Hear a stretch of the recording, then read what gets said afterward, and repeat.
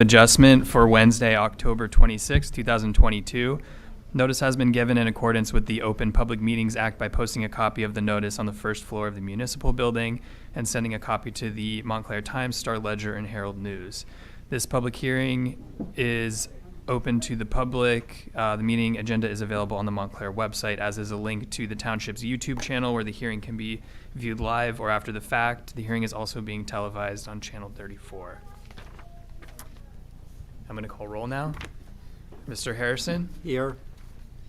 Mr. McCulloch? Present. Mr. Caulfield? Here. Mr. Church? Here. Ms. Harris? Present. Mr. Moore? Present. Mr. Vieira? Here. Mr. Simon and Ms. Martineau are excused this evening. Mr. Sullivan? Here.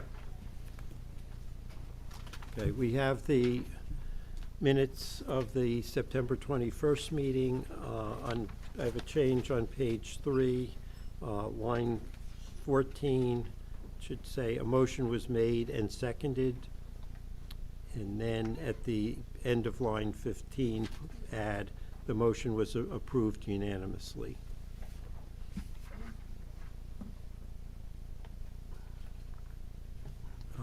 I don't have any other changes to the minutes. Does anyone else have any changes? No. If not, someone want to make a Move approval of the minutes as amended. Second. all in favor, say aye. Aye. Any opposed? Any abstentions? Okay, we have We the resolution. we should have 2 abstentions, Ms. Harris and Mr. Moore. We have the resolution for the Sherawat property on South Mountain Avenue. I don't have any changes. Does anyone else have any changes? If not, someone want to move that resolution? I'll move that resolution, Mr. Chairman, as presented. Second. All in favor, say aye. Aye. Any opposed? Any abstentions? Then we'll have the same 2 abstentions for that. You have the resolution for the Malivert property on Park Street. I don't have any changes. Does anyone else have any changes? If not, does someone want to move the resolution? I'll move the resolution, Mr. Chairman. Second. All in favor, say aye. Aye. Aye. Any abstentions? Any no votes? Abstain. And we have the resolution for the Ward property on Wildwood Avenue. I don't have any changes. Does anyone else have any changes? If not, would someone move the resolution? Also move the resolution, Mr. Chairman. Second. All in favor, say aye. Aye. Any opposed? Any abstentions? Abstain. Okay. Tommy, you want to announce the withdrawal on the odd chance someone showed up? Application number 2796 for 192 Bellevue Avenue. The applicant is Debata Investment. This was a minor site plan and bulk variances for relocation of a building, in addition and site improvements. This application has been withdrawn by the applicant, so it's not on the agenda anymore.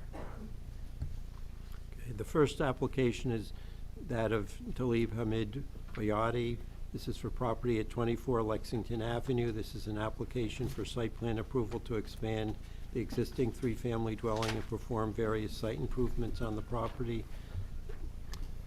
The property is located in the R2 2-family zone and is designated on the township tax maps as block 3004, lot 37. In addition to site plan approval, the applicant is requesting a variance pursuant to NJSA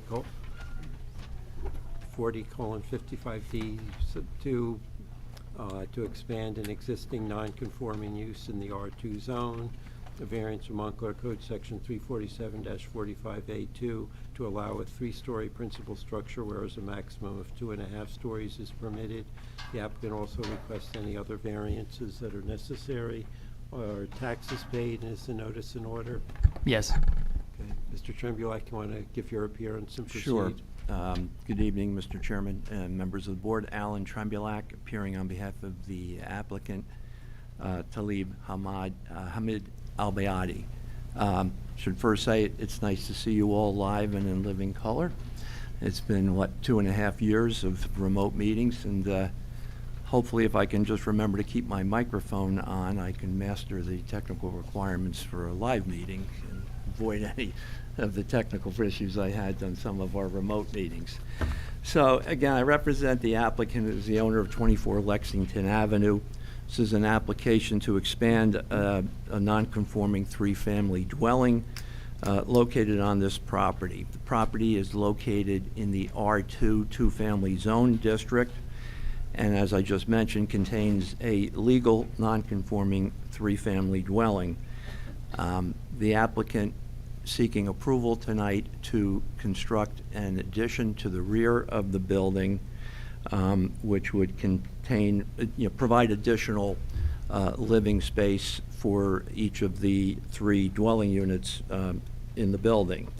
Because we're seeking to expand this non-conforming use, we require, as you know, a D2 variance under the municipal land use law to permit that expansion. There's one additional variance that we're seeking as part of this application, and that relates to the number of stories for this structure. The zoning regulation in the R2 zone permits a maximum of 2.5 stories. The existing building is 3 stories, and we're proposing to match the addition to the existing building, which would basically maintain the same height and the same number of stories. But again, that does trigger a technical variance for the additional half-story above what's permitted in the zone. And lastly, we need site plan approval. I should state that this application was reviewed by the Development Review Committee. Suggested revisions have been incorporated. Revisions suggested by the DRC have been incorporated into the plans. The application was also reviewed, and I think favorably reviewed by the HPC with several comments, which were some of which, or most of which, I think have already been incorporated into the plans. So I have 2 witnesses to present this evening. My first witness will be John Guadagnoli, the project architect who prepared the architectural drawings as well as the site plan, and he'll discuss those plans with the board. And then my second witness will be William Stimmel, who will provide planning testimony in support of the 2 variances, and will also provide some brief will address some of the engineering issues mentioned in the report from the board engineer. Should also note that Dr. Al-Bayati is here and available certainly to answer any questions that might arise during the course of this hearing. So, having said that, I would call my first witness, who's now sitting to my right, John Guadagnoli. Thank you, Mr. Tremblay. We're going to swear in Mr. Scabilia, the assistant planner, first. Would you raise your right hand? Do you swear to tell the truth in the matter pending before the board? I do. Mr. Guadagnoli, would you raise your right hand? Do you swear to tell the truth in the matter pending before the board? Yes, I do. State your name and address, please. John Guadagnoli, 224 Lorraine Avenue, Montclair. Thank you. Mr. Chairman, I'm offering Mr. Guadagnoli as an expert in the field of architecture, and since he's appeared before the board on numerous occasions, I'd hope the board would stipulate to his... His license is still current, we will. Yes, it is. Okay. Thank you. John, you prepared the plans for this project, including the revised plans recently submitted with the revision date of October 13th? Yes. Okay. All right. Let me just stop you, Mr. Guadagnoli. I just want to make sure the record is clear, because the prior plans also had a revision date of October 13.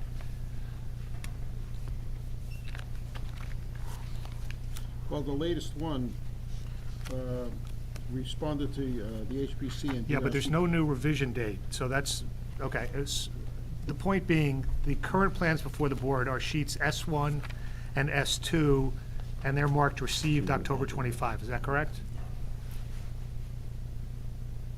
Say that again. I'm sorry, say that again, please. The plans that you wish the board to consider Right, have a revision date of October 13, 2022. correct. and they were received October 25, 2022 by the planning department. Then that was a late response Yeah. to something we had received I'm after just, the I'm just drawings. asking you factually whether that's correct or not. That is correct, yes. Okay, and and there were just some minor changes to the plans that were previously submitted? That's correct. Okay, go ahead. The drawings were submitted, and then we got the remarks, and then we submitted again. So- Okay. All right, so I'd like you to go through the plans for the board, I guess probably beginning with the, the architectural plans. Right. Now, I know you have plans with you, but I don't think there's an easel present, but Tommy, can we pull up the plans and use the screen to assist with the presentation? You might need to get up there, there's a Yeah. microphone.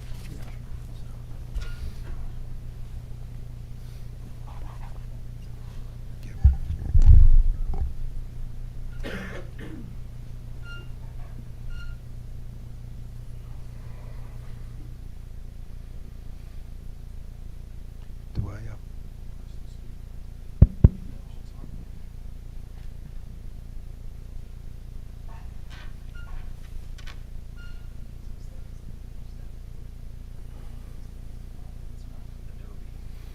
Okay, fine. Okay. So, okay. It is as you can see, it is a three-story structure existing, and the back right corner is the proposed addition, which is here, here, and here. It's exactly the same going all the way up. There's nothing sticking out or cantilevered or setback. It's just a straight-up three-story addition. On the first floor, it would provide an additional bedroom and bathroom, which the apartment is sorely needed. Second floor, exactly the same thing. The third floor, however, it provides a living room because it literally has no living room. It's just like a sofa in the kitchen right now. So up here we provide a living room and again another bathroom, which was needed. And the addition is about 300 square feet on each floor. Okay, it is in a Victorian style mansard. It's a mansard Victorian, and the new addition will match precisely the existing architecture in terms of height, materials, overhangs, even the mansard and the dormers will all just be a continuation of what is already there. As it wraps around, there are some rather grainy photographs, but these two photographs show what the back and the front right corner look like, and you can see what is there now in terms of the mansard roof. You mentioned the height of the building. I just Yeah. want to just stop there and just get some clarification. Do the plans indicate the height of the existing structure? Well, it indicates the height of the new addition, which is exactly the same as the existing, which is it comes to 33 feet at the highest point. That's in the back. In the front, the ground goes up a little bit, so it's less than that. But in the back, at its worst condition, it's 33. All right, and 33 feet complies with the height requirement in the zoning? Yes. district, Correct? Yeah. All right, but there's a variance required because of the number of stories. It's a 3-story instead of a 2.5. That's So right. your intention is to match basically the look of the existing building and have it blend in? Precisely, Same yeah. height. We Okay. didn't do anything different because the building is already complicated. It wraps around and goes in and out, and to go and do some other image or another design, another language to it would have been messy. So we just, to keep the thing controlled and dignified, we just maintained what was there, and that was it. So, the site, okay. Well, before you do that, Yeah. Just talk a little bit about the elevation drawings for the addition. Sure, yeah. The details, and perhaps as you're doing that, you might address, some of the pertinent comments from the HPC. Oh, yes, yes. Exterior. Okay. Yes. Well, the leftmost elevation is the front, which we are not changing at all. But on the right, you could see what we will be doing, but that's set way back. This is set like you can see here in the plan, that the addition is set, toward the backyard. So this is kind of in the distance. And the comments by the HPC were that the windows be aligned and match the rest of the house. At one point, we had smaller windows because there were bathrooms, but they preferred that everything stay uniform to the existing building. And so we did that here. In addition, we moved the air conditioners to the side of the building instead of facing the front. And so we got those out of sight from the street. On the right side, which is here, you can see the side of the existing building, and the new building just blends with it. Like the cornice line blends with it, the detail above the mansard itself, everything. This matches that in all respects. Just a continuation. And in the back, which is where the primary image of the new addition is, that's here. It's we just put some paired windows and a paired windows up in the attic level, and again they all line up, they match, And here we put a garbage enclosure, and that's it. We just maintain the exact look and language of the existing building. Okay. There was a comment from the HPC relating to the dormers proposed for the addition, that they be differentiated from the dormers of the existing structure. Yeah, Can and we discuss that? okay, yeah, the existing dormers are rather elaborate, and we were willing to copy them, but the HPC actually requested that we simplify them so as to say this is old and this is new, and not to try to copy it again. So we will comply with that. Okay. Yeah, And then, again, sticking with the HPC comments, there was a request or a suggestion that the addition be, that the facade be wood clapboard. right. And that's something I understand the applicant would prefer not to do. Is that Yeah, correct? that is correct, for a number of reasons, besides cost. But also because we would have then the existing building in one material and the new addition in another. If at some point it was decided that the whole building would have to be historically restored, then fine, everything would become wood. But right now, the whole building is siding, is vinyl siding. And that siding was only recently installed, is that correct? My understanding is, yes, less than 5 years ago. Okay, so that's, Less than 3 years ago. Yeah, okay. okay. So the preference is to provide a vinyl siding matching the existing building? Exactly. In the end, we wanted to look like it was always there. Right, Yeah. okay. All right, can you go on to the site plan? Sure. Along the, I'm going to say left and right because the north arrow is kind of ambiguous. It's kind of like on a 45, so, rather than saying northeast, southwest, it's kind of confusing. I'll just say left and right as you're facing the building. On the left side of the building, there's an existing long driveway, which runs the full length of, well, not the full length of the property, but just to behind the parking lot. In order to provide the additional parking necessary for the additional bedrooms, we had to expand the parking lot to the rear by a little bit. On the drawings, it's differentiated, but it is defined by a dotted line, which shows the old and then how much of the new has been added. It's basically enough for this row of cars. Before, this row of cars was closer. Now it's pushed back because we needed these 2 extra spots here on the right. So the parking lot is just a slight expansion of what was already there. And what are the dimensions of the parking spaces? They are 9 feet wide and 18 feet deep, which if the car overhangs the curb, which it can, there's no obstructions, we could have made the spots 17.6, but we made them 18.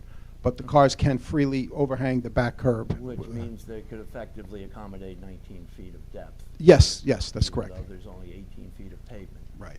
essentially. Okay. They'll overhang the foot.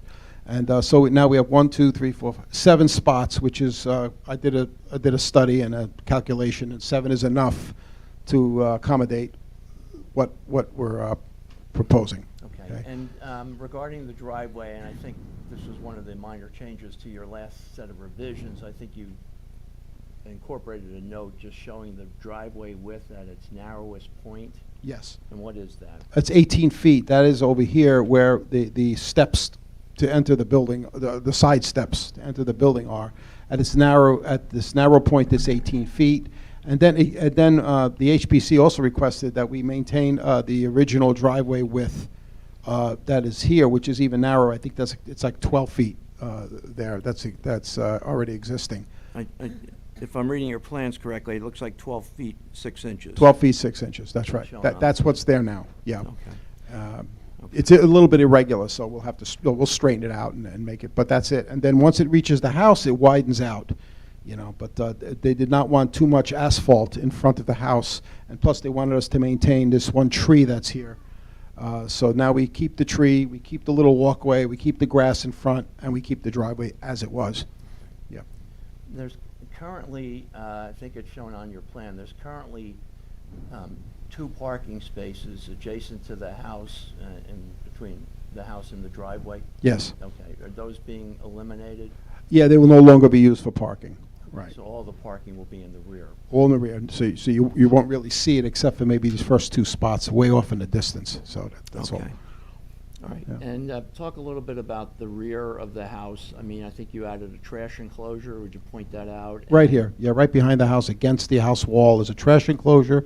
There's also a back entrance to a back stair, and there's also a Bilco door, like a basement access door to go down. That's existing. That's over here. So all that stuff is in the back of the house, and there's a walkway too we created from the entry stoop, if you will, that circles around. So if somebody has to take out the garbage, they go down the stairs, they walk around, dump off the garbage, and go back in. So it's just right around the corner, and it's like a safety walk, so that it's not in the driveway essentially. And just, you mentioned this earlier, but if you can just identify on the site plan where you're proposing the new air conditioning condensers to be Yeah. located? We're proposing them, they be placed on the side of the new addition. They are approximately 12 feet from the property line, which is compliant with the setback requirement.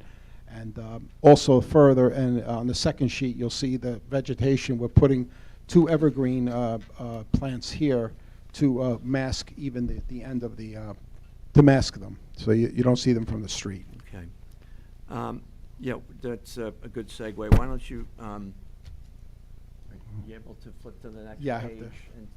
and talk about the lighting and landscaping that's proposed?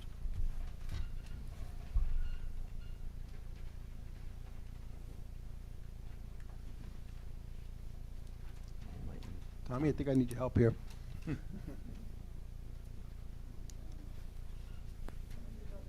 scooch that. Oh. Okay. Thank you.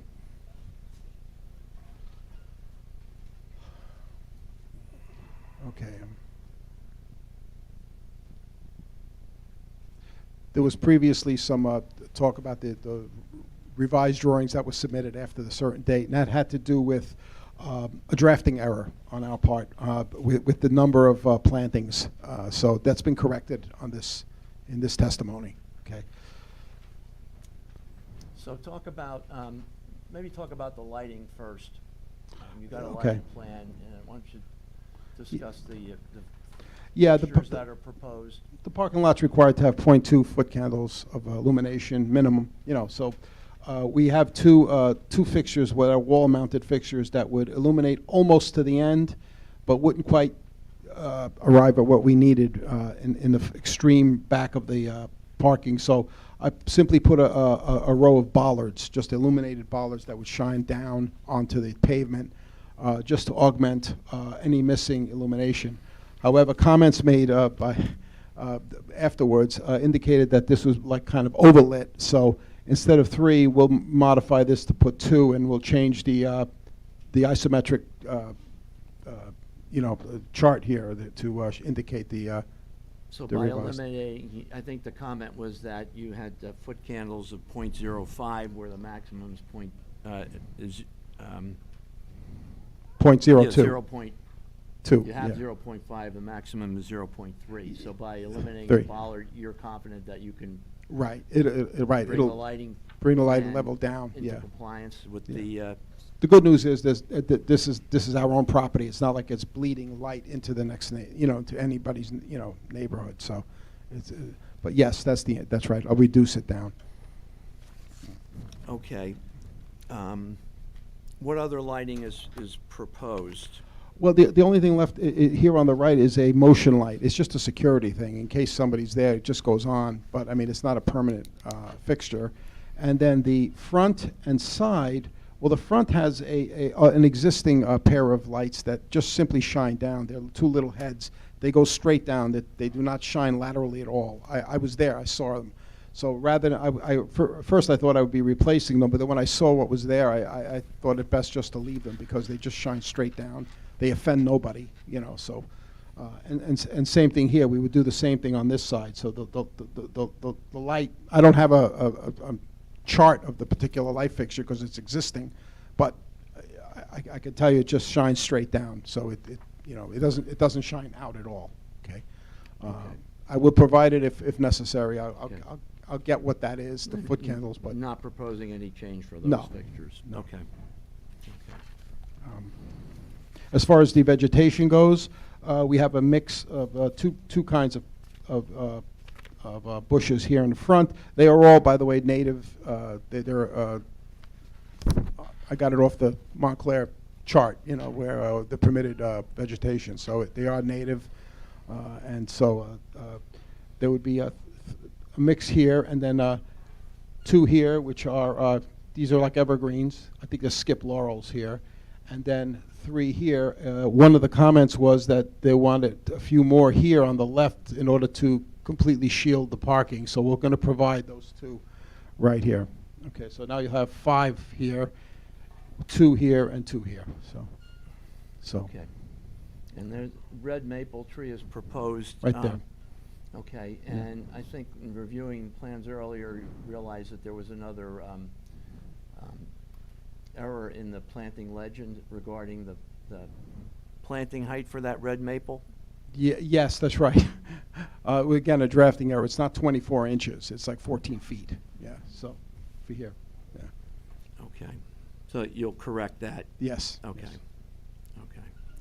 All right, and the existing, there's a row of what I'll call trees on the property line on the right-hand side that Here, are shown yes. there. Yes. Right. And those are going to remain?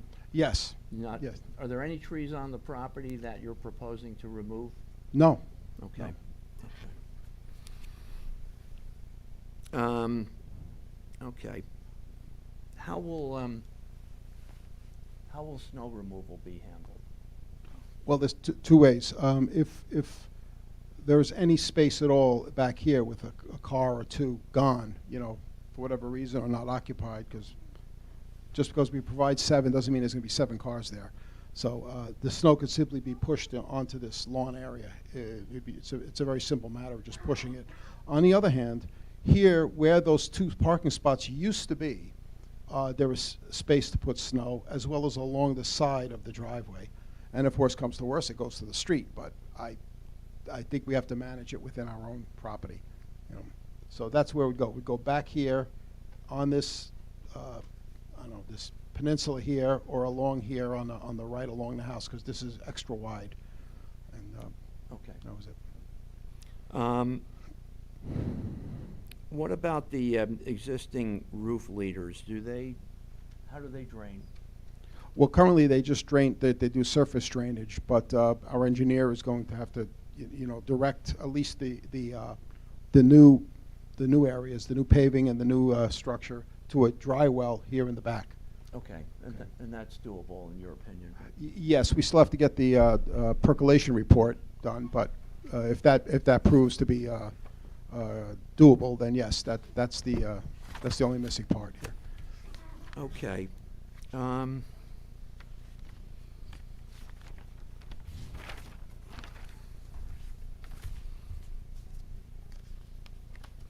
You've reviewed the engineer's report, correct? Yes. You mentioned it Yes. several times. And I'm not going to take you through the 17 comments. And I think you've already addressed a number of the comments in your Yes. testimony. And as you indicated, the engineer is going to cover some of the engineering issues. But with the exception of the engineering requirements that Mr. Stimmel will discuss, is there anything in the engineer's report that is unacceptable that the applicant cannot comply with? No, not that I could think of, no. No, Okay. it appeared, yeah. All right. I mean, So, and you would agree to comply with the comments? Yes, In yeah. the engineer's memo? Yes. In fact, a lot of them, again, have already been complied with. Yes, Right, that's right. okay. Okay.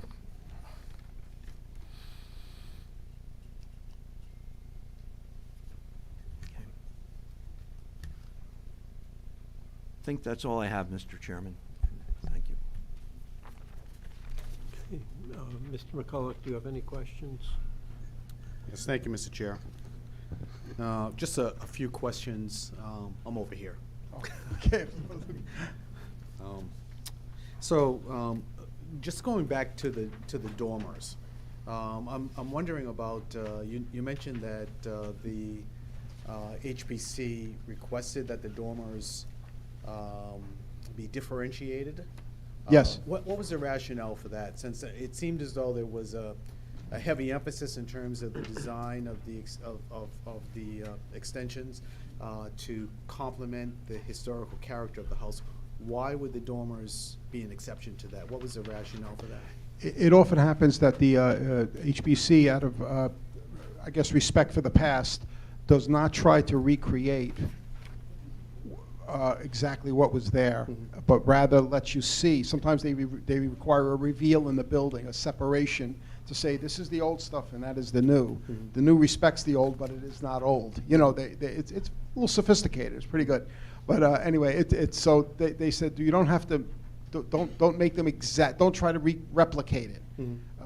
You know, it's. If you ever see a picture of the Colosseum, you see the old marble, and then at some point you see it's brick, because they're letting you know this is the end of the marble and this is the new thing, that we terminate it neatly, you know. Mhm. So it's that kind of thing. It's more of a design strategy in handling historic preservation. Yeah. So on a scale to 1 to 10, 10 being the greatest differentiation, 1 being the least, how much of a differentiation would you say based on the design that you've done? Right about in the middle. And I say that because the geometry, the roof pitch, the overhangs, all that'll be the same. Mhm. It's just that I won't embellish it with all the crowns and all the corbels and all the things that, you know, that constitute the old architecture.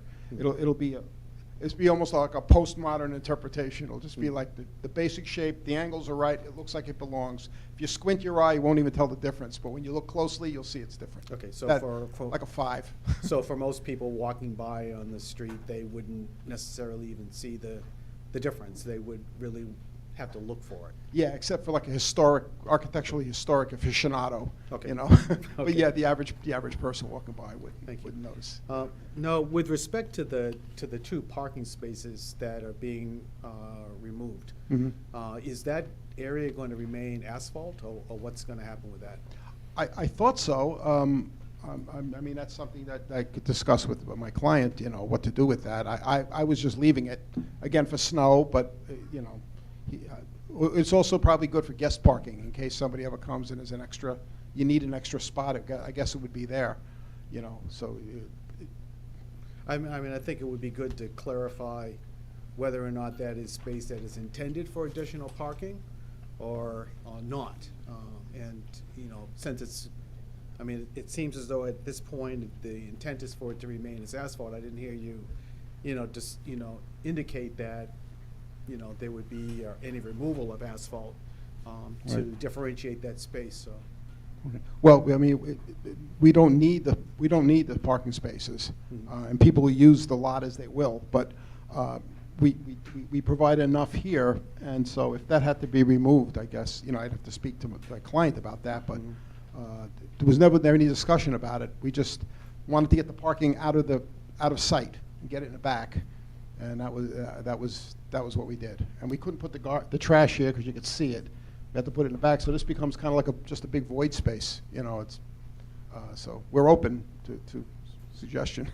Well, I raised the question because, I mean, I do understand that that part of the intent was to try to push the parking to the rear of Right. of the building, so it wouldn't be as visible from the street. And that is consistent with what we try to do here in the township. It's also, because when you have a structure like this that has multiple units, and obviously this is really a substantial structure. So, what has happened at times is that we end up having more vehicles on the property than intended. And so if you have this asphalt that remains in that space, in a sense, that becomes an invitation for it to ultimately become permanent parking. And that's what I want to make sure that we're not going to allow that to happen. So if we can speak to that, maybe not at this moment, or at some point in this hearing, that would be helpful to me. Along the driveway itself, what's the intent as far as the curbing that would differentiate your property from the next door neighbor's property? Are you doing some kind of Belgian blocks, or what are you doing? Yeah, there? along the left side here. Yes. Up to a certain point, right there. Okay. I'm sorry, the other way, sorry. It would be along the back, in the back where it's new, up to a certain point where, to be honest, the vegetation of the neighbors' trees and bushes and fencing is so irregular, and it would be almost impossible to get like an actual curb. I mean, the plant life, violates us a little bit too, quite a bit. So, so right now this thing is like very irregular. All we want to do is just straighten it out and just have a straight line. Where there'd be a small planting buffer here, and then the driveway. It essentially is what it is now. It's all irregular. We want to make it clean and straight. That's all. The curbing was intended only for the back here, as cars would be backing and so forth. But here, this is just. I wasn't planning on curbing here. Just a termination of the asphalt. And then, as far as the trash enclosures, Mhm. the design that you have, is that intended, again, to complement the main structure on the property, or what is this design that you have? Well, it's pretty generic. I mean, it has to be covered, and it has to be enclosed. So we just put a shed roof on it and put some wooden doors, and I mean, we'll match the roofing, we'll match the trim and all that, but it's just a simple, generic, there's no Victorian aspect to it. No special features to it that would Right, give it any kind of historical character to it. right, no. And then the last question I have is just in terms of the existing lawn to the back. It's a fairly large area. What is the intent in terms of the use of that space recreationally for the people that will be residing within this structure? Oh, I get that. That's a question for the owner. I've been told nothing about it. Just to, it's right now it's just grass. I'm sure they're welcome to use it, but I mean that's a question for Mr. Al-Bayati. All right. All right. Thank you. Thank you. Ms. Harris, do you have any questions? Yes, I do. What's the area of the footprint of this building? 320 square feet. The footprint is only Yes. 320 square feet of the existing building? Oh, you mean the existing building too? I don't have it in my head, but I guess I could. Let me see if I have it written down anywhere. Excuse me.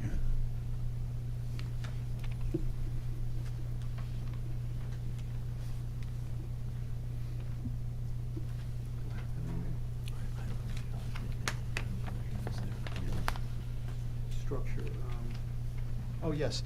It's 1,445, and the proposed is 1,827. I understand the need to add additional bedrooms to each level. I wonder, did you consider doing that within the existing footprint without the addition? It's a pretty large footprint for a 3-bedroom apartment. No, I mean, my client asked me to do this, so that's what I did. Yeah. Okay, and then what's in the existing basement? It's unfinished. There's storage down there, but it's an unfinished basement. And what will be in the new basement, the addition? Is it just going to be It's a crawl space. It's not a basement. It's not a full basement? Right. Okay, thank you. Thanks. Mr. Church, do you have any questions? No questions. Mr. Caulfield, do you have any questions? What's the year of this house? Like, what year was this house built? I think it's 18-something, Dr. Al-Bayati. 1890? 1890, yeah. Okay, so from 1890 for quite some time, it was always a two-bedroom, three-level house, correct? Right? Yes. So can you just speak to the need of why the master bedroom is needed in this space? Like, are there more families living here than they were, I don't know, 100 years ago? Like, what is the need? I think your client could speak to that, but Yeah. your Yeah, client well- had talked to you about this, but what was the need when Well- he discussed it with you? One important thing was the bathroom, and on the third floor, the need was for a living space, because there virtually isn't any. So I guess on the first two units, none of the bedrooms are really that great, so again, it's a question for him. I was asked to do this, so I did the best I could. I made it as small as I could, and still satisfy what I was asked to do. But Yeah, that's a good question for him. I understand. Yeah. I understand that, but I'm just like wanting to see this house in the next 100 years and see how that master bedroom that we thought was needed in this space and how that's going to fit in to this house. I know that you were doing the work for your client, but I'm Yeah. thinking down the term of how this house is going to.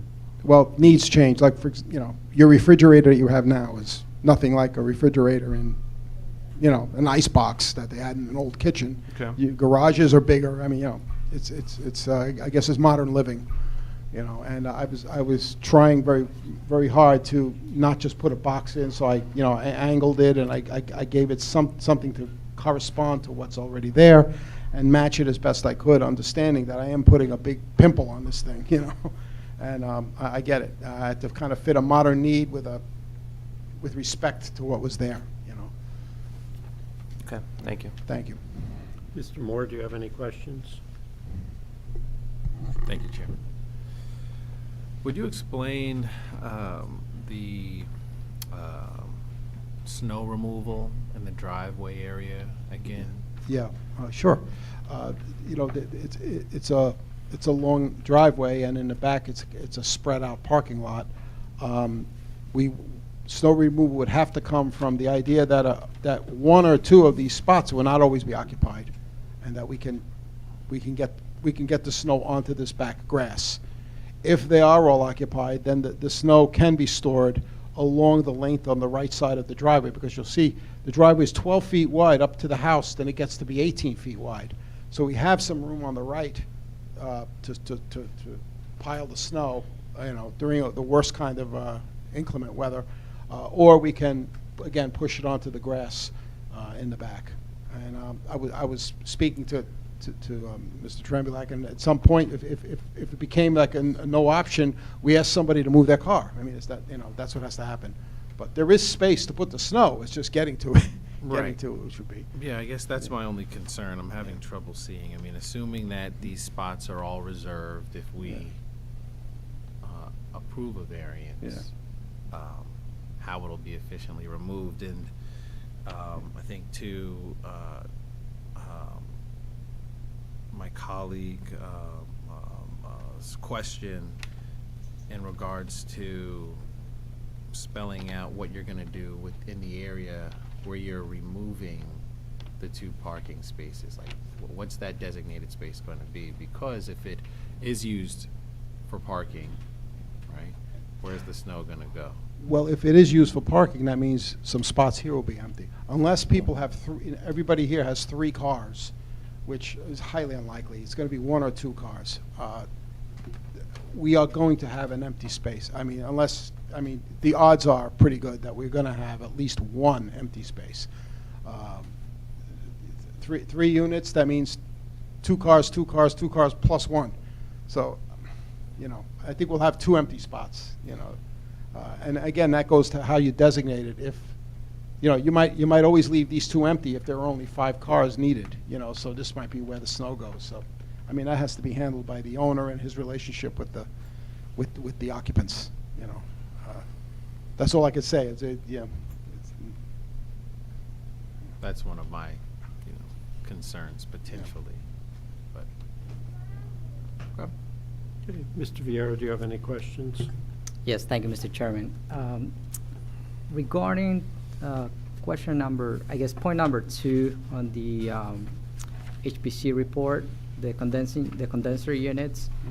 At the time this report was generated, did you change the location of the condenser unit? Yes, Yeah, I did. can you The explain? condensers used to be facing the front of the property, on the front of the addition. So from the street, if you looked, you could see it, even though I had screened it. They preferred, regardless of the screening, they preferred that it be placed on the side. So instead of seeing 3 condensers in a row, you're just seeing the end one. And then with a little bit of screening, with a little planting and screening, no way to see it, you know. So yes, it was moved, yes. And you're planning to add fencing or shrubbery around it? Well, if need be, but the condensing unit's like, 30 inches wide, and with some vegetation in front here, it'll be so out of the way and so far back, I'm not sure fencing is needed. So, it will be screened by that method. If we do put fencing, it'll be a little piece of 3-foot fence just so you don't see it from the street. And the neighbor cannot see it because this vegetation is so thick that, it's a jungle. And the back, well, that doesn't matter. Yeah. So. Yeah, and can you clarify if these are proposed units or the existing units are also moving to that location? Oh, yes. Existing and proposed will all be here, nowhere else. Currently, there are some in the back here. Yeah. So we'll take new and old and putting them on the side. I don't know if we can use the old ones because now that we've made each apartment bigger, the old ones may not come to capacity. So we may have to put 3 new ones in. Certainly 1 new one, for sure. But yes. So whether they're new or old, I don't know, but they're going here. Okay, and can you clarify the existing maximum height of the building? What's the existing height? Yes, currently it's 33 feet. In fact, here's a roof plan right here, and you can see this is our roof on the upper right corner here, and it matches. It's basically a flat roof, but has a very mild central pitch. That which was common with these mansards. Because you have to get the water down. So it's basically a 3-story building with a very minimal pitch on it. So it comes to about 33 feet. Depending on where you take it. 33 feet is the worst case in the back, where the ground is the lowest. In the front, it'll be less. It'll be more like 31 or 31 and a half feet. Yeah. And the proposed addition matches that height? Precisely, yes. Yeah. It'll be exactly the same language and height and size and dimension in every way, yes. Okay. All right, thank you. I have probably more than a few questions. Let's start with the planner's report, and you indicated you would be revising the plan so you're not exceeding the maximum foot candles provided at the property line. Is that correct? Yes, I will be revising the plans to show the compliant foot candles, yes. Okay, and then the second point was about the porch light and the security light, and I wasn't sure, you were indicating they're not going to be on all the time, but what are you doing about that? Are you going to show those on the plans? Yes. And show I the show them light. where they are now, but I'll give more information so as to indicate the spread of the light, yes. And then, okay.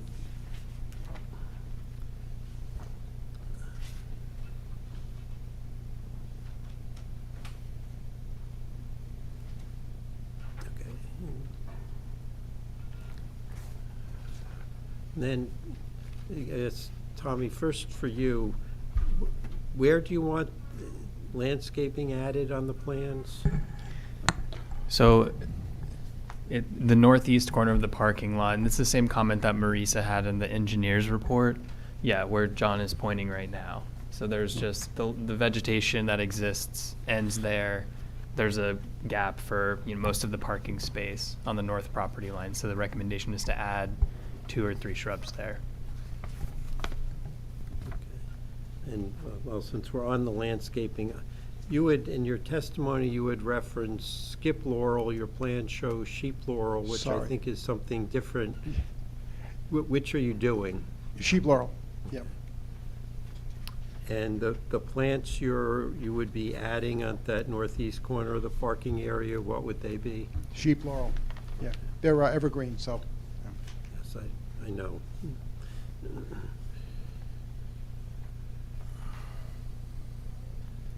Okay, moving on to the historic preservation.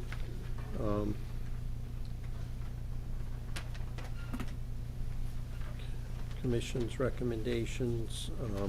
My understanding from your testimony is that you have, the current plans, you revised the windows to conform to the Historic Preservation Commission, and you revised the dormers to be consistent with their recommendations. Is that correct? I revised the windows. The dormers I did not change, but will, because it's very subjective. Like I was asked, on a scale of 1 to 10, how different is it? So I would have to show them something to get their approval that it will be different enough for them. It's very subjective. I have to show them something, But it will be different. It will not be the same. Okay, but that's not currently shown on the plan. That's correct, right. And they also asked for a roof plan? Yeah, it's here. Okay, and that, and my understanding from your response to Mr. Trembulak's question that you didn't see any problems with complying with the engineer's recommendations. Well, the part of it that I could do, but then as... I understand. I Yeah. will get to him on engineering questions.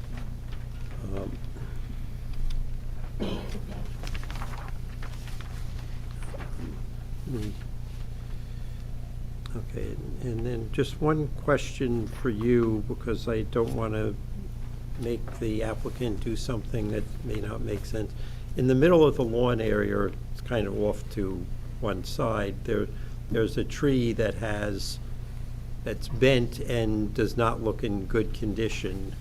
I don't care if he keeps it, I'm going to word the condition so we're going to otherwise require maintenance of the existing vegetation, but I don't know that needs to be preserved. If he wants it, fine, but I don't want someone getting excited if he says this tree, it grows up like this and then goes up, and does not look very healthy.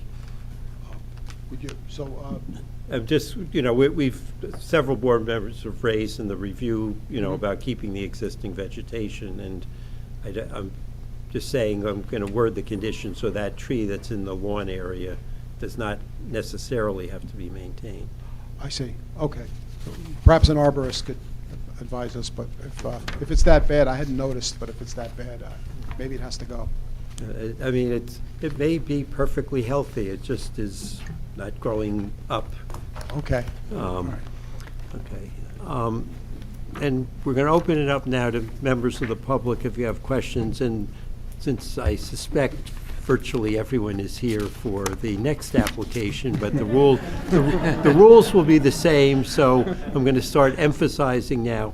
This is just an opportunity to ask this witness questions.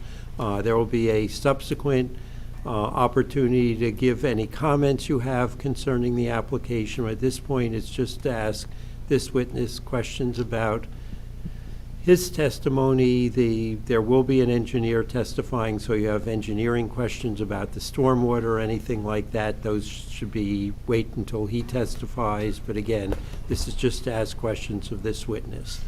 Are there any members of the public who do have questions for this witness? Mr. Trembulak, you want to call your next witness? Yes, what I'd like to do, before I call Mr. Stimmel, I'd like to call my client up for some brief testimony addressing some of the questions that the board raised for Mr. Guadagnoli. So,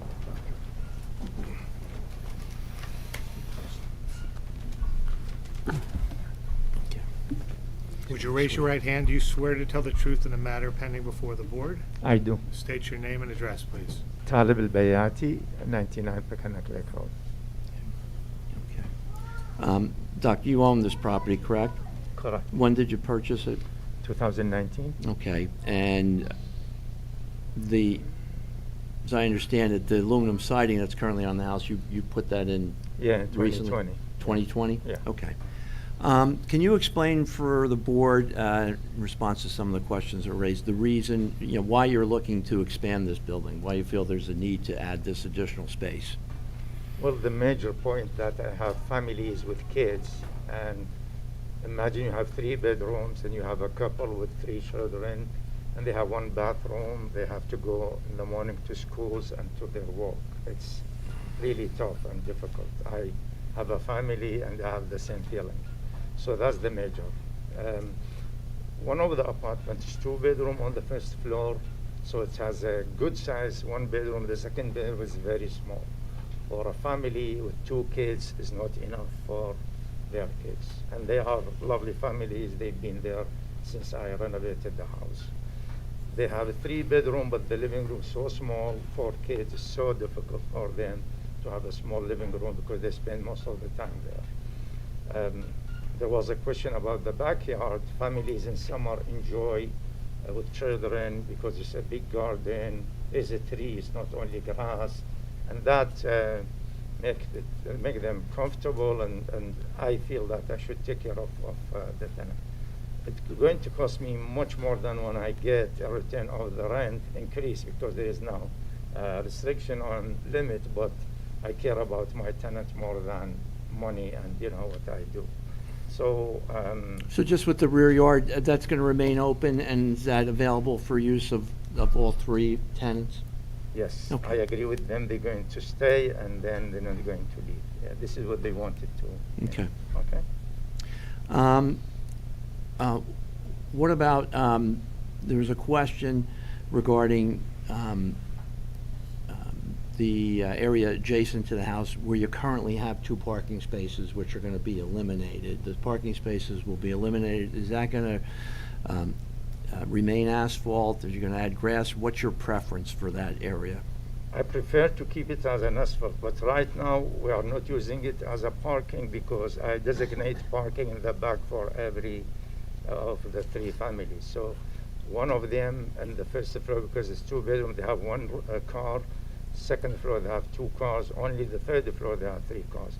So all of them have designated parking spaces in the back. They are not using the side parking space. So you've already basically eliminated those Yes. and don't allow them to be used? Exactly. Okay. Yeah.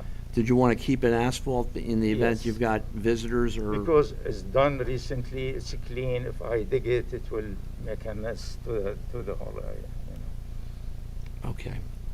Okay, and then I think the last thing I wanted to ask you about, because I think you have some thoughts on it, snow removal. Snow removal every day, and professional people will drive their cars out, so we will remove the snow, and then we put it in the garden. We never move it to the street at all. It's always the case that all the tenants, most of them, they want to go to work with their cars, so we remove the snow in the early morning. By the time they leave, we clear even the space where they park their car, take into the garden. So you currently push it to the rear lawn area, and This is that's what what we- you expect to This is continue what to we do? be doing, yes. Yeah. Okay.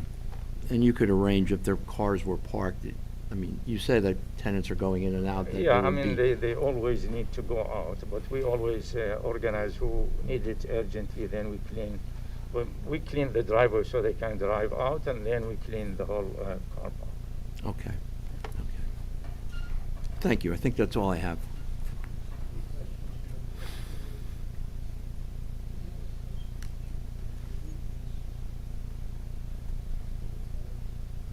Yes, my original question was, did you consider reconfiguring the floor plans of the existing building to add the spaces that you need?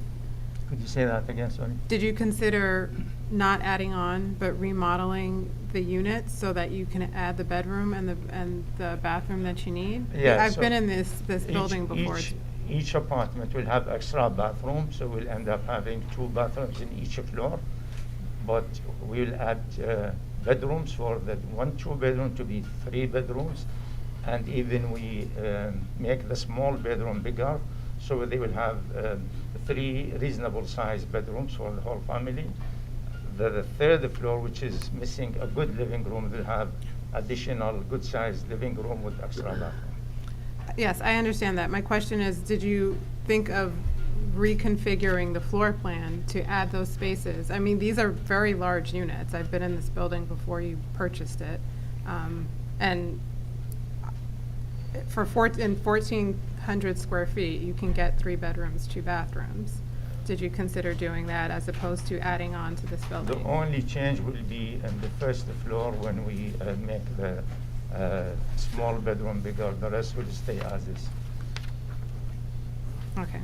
And then also on the Development Review Committee, on point 7 regarding the storage area for each dwelling unit, would you be able to provide that?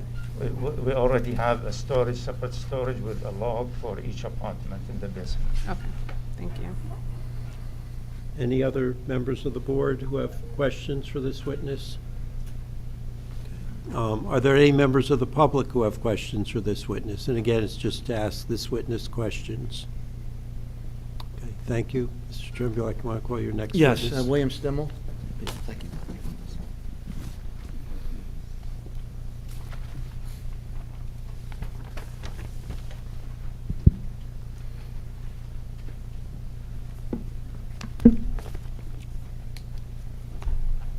Would you raise your right hand? Do you swear to tell the truth in the matter pending before the board? I do. State your name and address. William Stimmel, Stimmel. My professional address is P.O. Box 280, Rutherford, New Jersey. Mr. Stimmel, you're a licensed professional engineer in the state of New Jersey? Yes, I am. License is in good standing? Yes. And are you also a professional planner? Yes, I am. Okay, your license is current and in good standing? Yes, it is. Mr. Chairman, Mr. Stimmel, I know has testified previously, including an application relatively recently, and I would like to offer him as an expert in the field of planning and also engineering. Okay. Thank you. Thank you.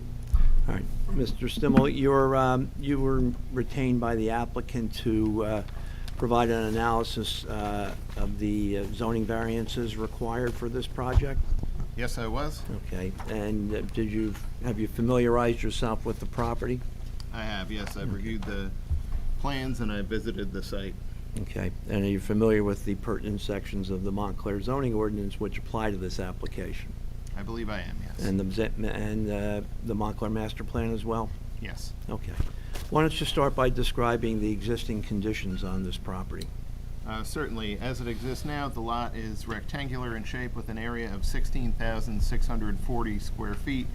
The rough dimensions are 80 feet wide by 208 feet deep, so it's an unusually deep lot.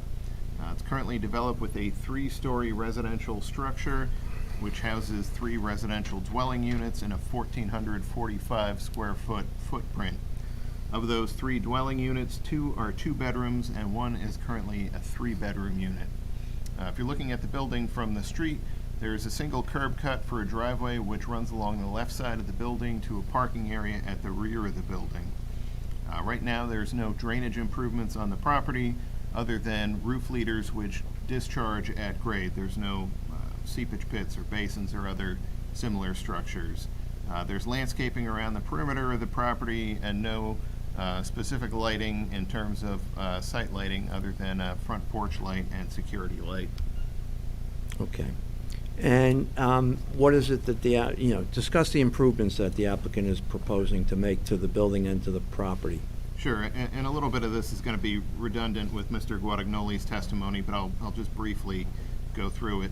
The applicant intends to maintain the existing 3-family dwelling and construct a 382 square foot addition at the back rear corner of the existing building, which would bring the total footprint up to 1,827 square feet. The 2 2-bedroom units will have another bedroom, a master bedroom added in their portion of the addition, and the unit that currently has 3 bedrooms will have additional living room added. So all 3 units will be 3-bedroom if this application is approved and constructed. The applicant is making aesthetic improvements to the site overall. The addition was done in keeping with the existing structure with the intent of complementing that structure. The windows, the dormers, Mr. Guadagnoli spoke about the relocation of the air conditioning units, the provision of a trash enclosure. All of that improves the overall look of the property, in addition to the proposed lighting improvements, landscaping improvements. The revised layout of the parking area at the rear of the property will be an enhancement based on the fact that it improves circulation and improves access to the individual parking spaces. And then finally, and this is based on comments from the board engineer as well as the review committee, the applicant has agreed to provide drainage improvements to satisfy the requirements of the Montclair ordinance.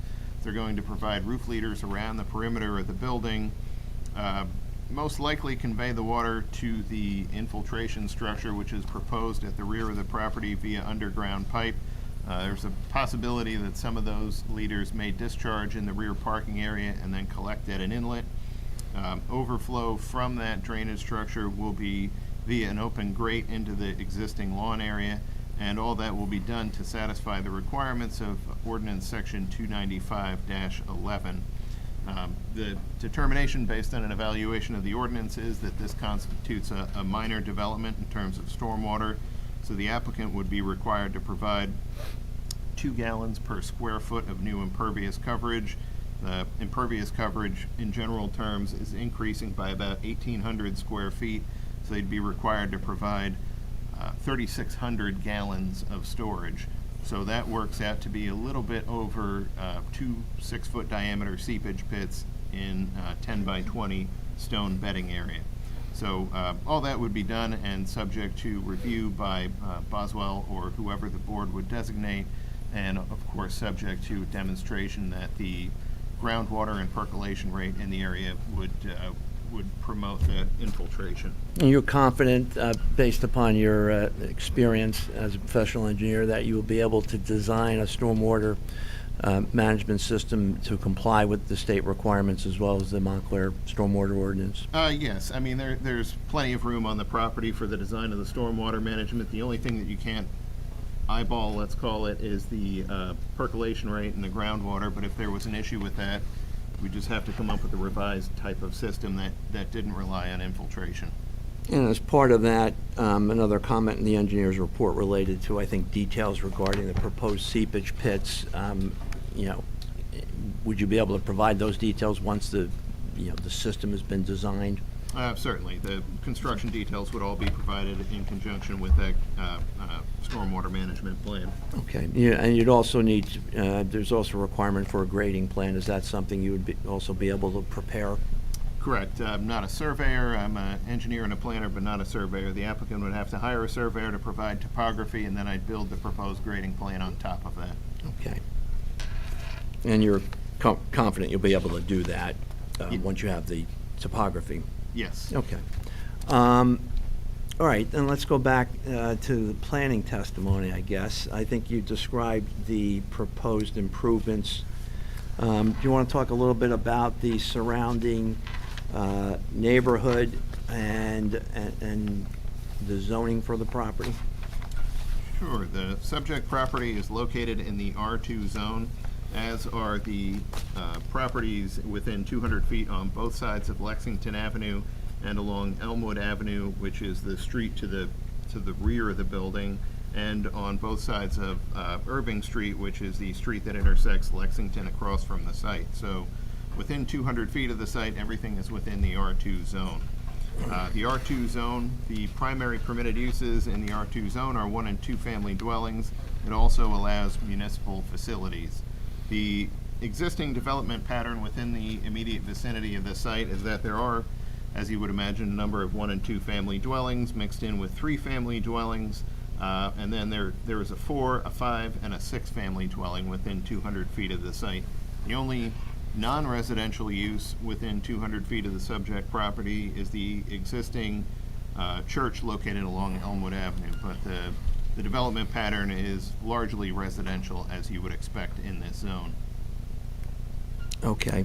All right, can you then provide your analysis of identify the variances that are requested and provide your analysis as to whether this application meets the criteria for approving those variances.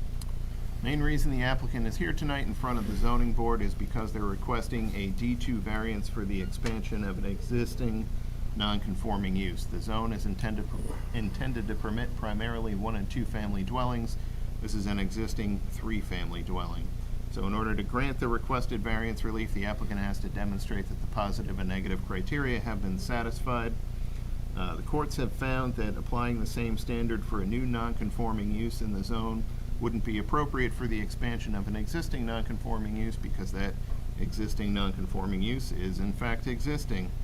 So the applicant doesn't have to demonstrate that the board would grant this application if there was nothing on the property now. They don't have to demonstrate that this 3-family use is particularly suited for the site or address the omission of the use from the zone. The focus, and primarily in the case of minor expansions of non-conforming uses like this, is that the applicant has to demonstrate that the expansion will minimize the impacts of the use or beautify the property in some way or address various other concerns of the board, and that would be sufficient to show the positive criteria has been satisfied through the advancement of the general welfare. The first part of that is the argument that the proposed expansion is minor in nature. The site, as I said, is currently developed with an existing 3-family dwelling. The building itself is being expanded, but the applicant is not adding any additional dwelling units. Typically, when you're talking about residential units, or residential development rather, the intensity is measured by the number of units. So there's no change in the number of units. The implied density requirement in the zone based on a 6,000 square foot lot area for a 2-family dwelling would be 1 dwelling unit per 3,000 square feet. So applying that to the site, you'd be allowed 5 units and change if the dimensions were such that the property could be subdivided.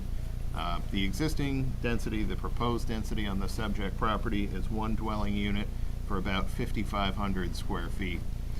The site easily meets all of the coverage requirements, both on the existing and proposed condition. Just referring to the zoning table prepared by Mr. Guadagnoli, the maximum building coverage in the zone is 25%. The existing coverage is 8.77%. The proposed coverage is 10.99%. So we're well below what the building coverage is permitted to be. In fact, less than half of what it's permitted to be. The setback requirements are all met for the existing and proposed dwelling. The interesting thing about this application is that if it was a 2-family or a 1-family, there really would be no argument to make in front of the planning board because there's so much room to work with on the property. But because of the fact that it's a 3-family dwelling, then everything, so to speak, is up for consideration. So based on all that, I believe, in my professional opinion, that the proposed expansion is minor in nature. As far as the benefits to the general welfare, the applicant is proposing to improve the parking layout to provide significant drainage improvements, lighting and landscaping improvements, as well as aesthetic improvements to the existing and proposed portions of the building. The applicant has also received comments from the HPC, the Development Review Committee, Boswell Engineering, and the Planning Department, and to a large extent has agreed to comply with those requirements. I believe Mr. Guadagnoli testified with more specificity as to the architectural comments. I believe we've addressed the drainage, which was the primary engineering comment. So for all those reasons, I think if you look at it as this being the board's opportunity to take an existing non-conforming use, which is doing well, flourishing, and unlikely to go away anytime in the near future, and clean up some of the site issues with it, I think the applicant has agreed to do and demonstrate a willingness to do a lot in that regard. So I believe that the positive criteria has been satisfied. Okay. What about the negative criteria? The negative criteria, as with all variances, the applicant must demonstrate that the variance would not cause substantial detriment to the public good and would not substantially impair the intent and purpose of the zone plan and zoning ordinance. And based on all the improvements that are being made to the property and for all the reasons I just went through, I don't see any substantial detriment to the public good or impairment to to the zone plan and zoning ordinance. Okay.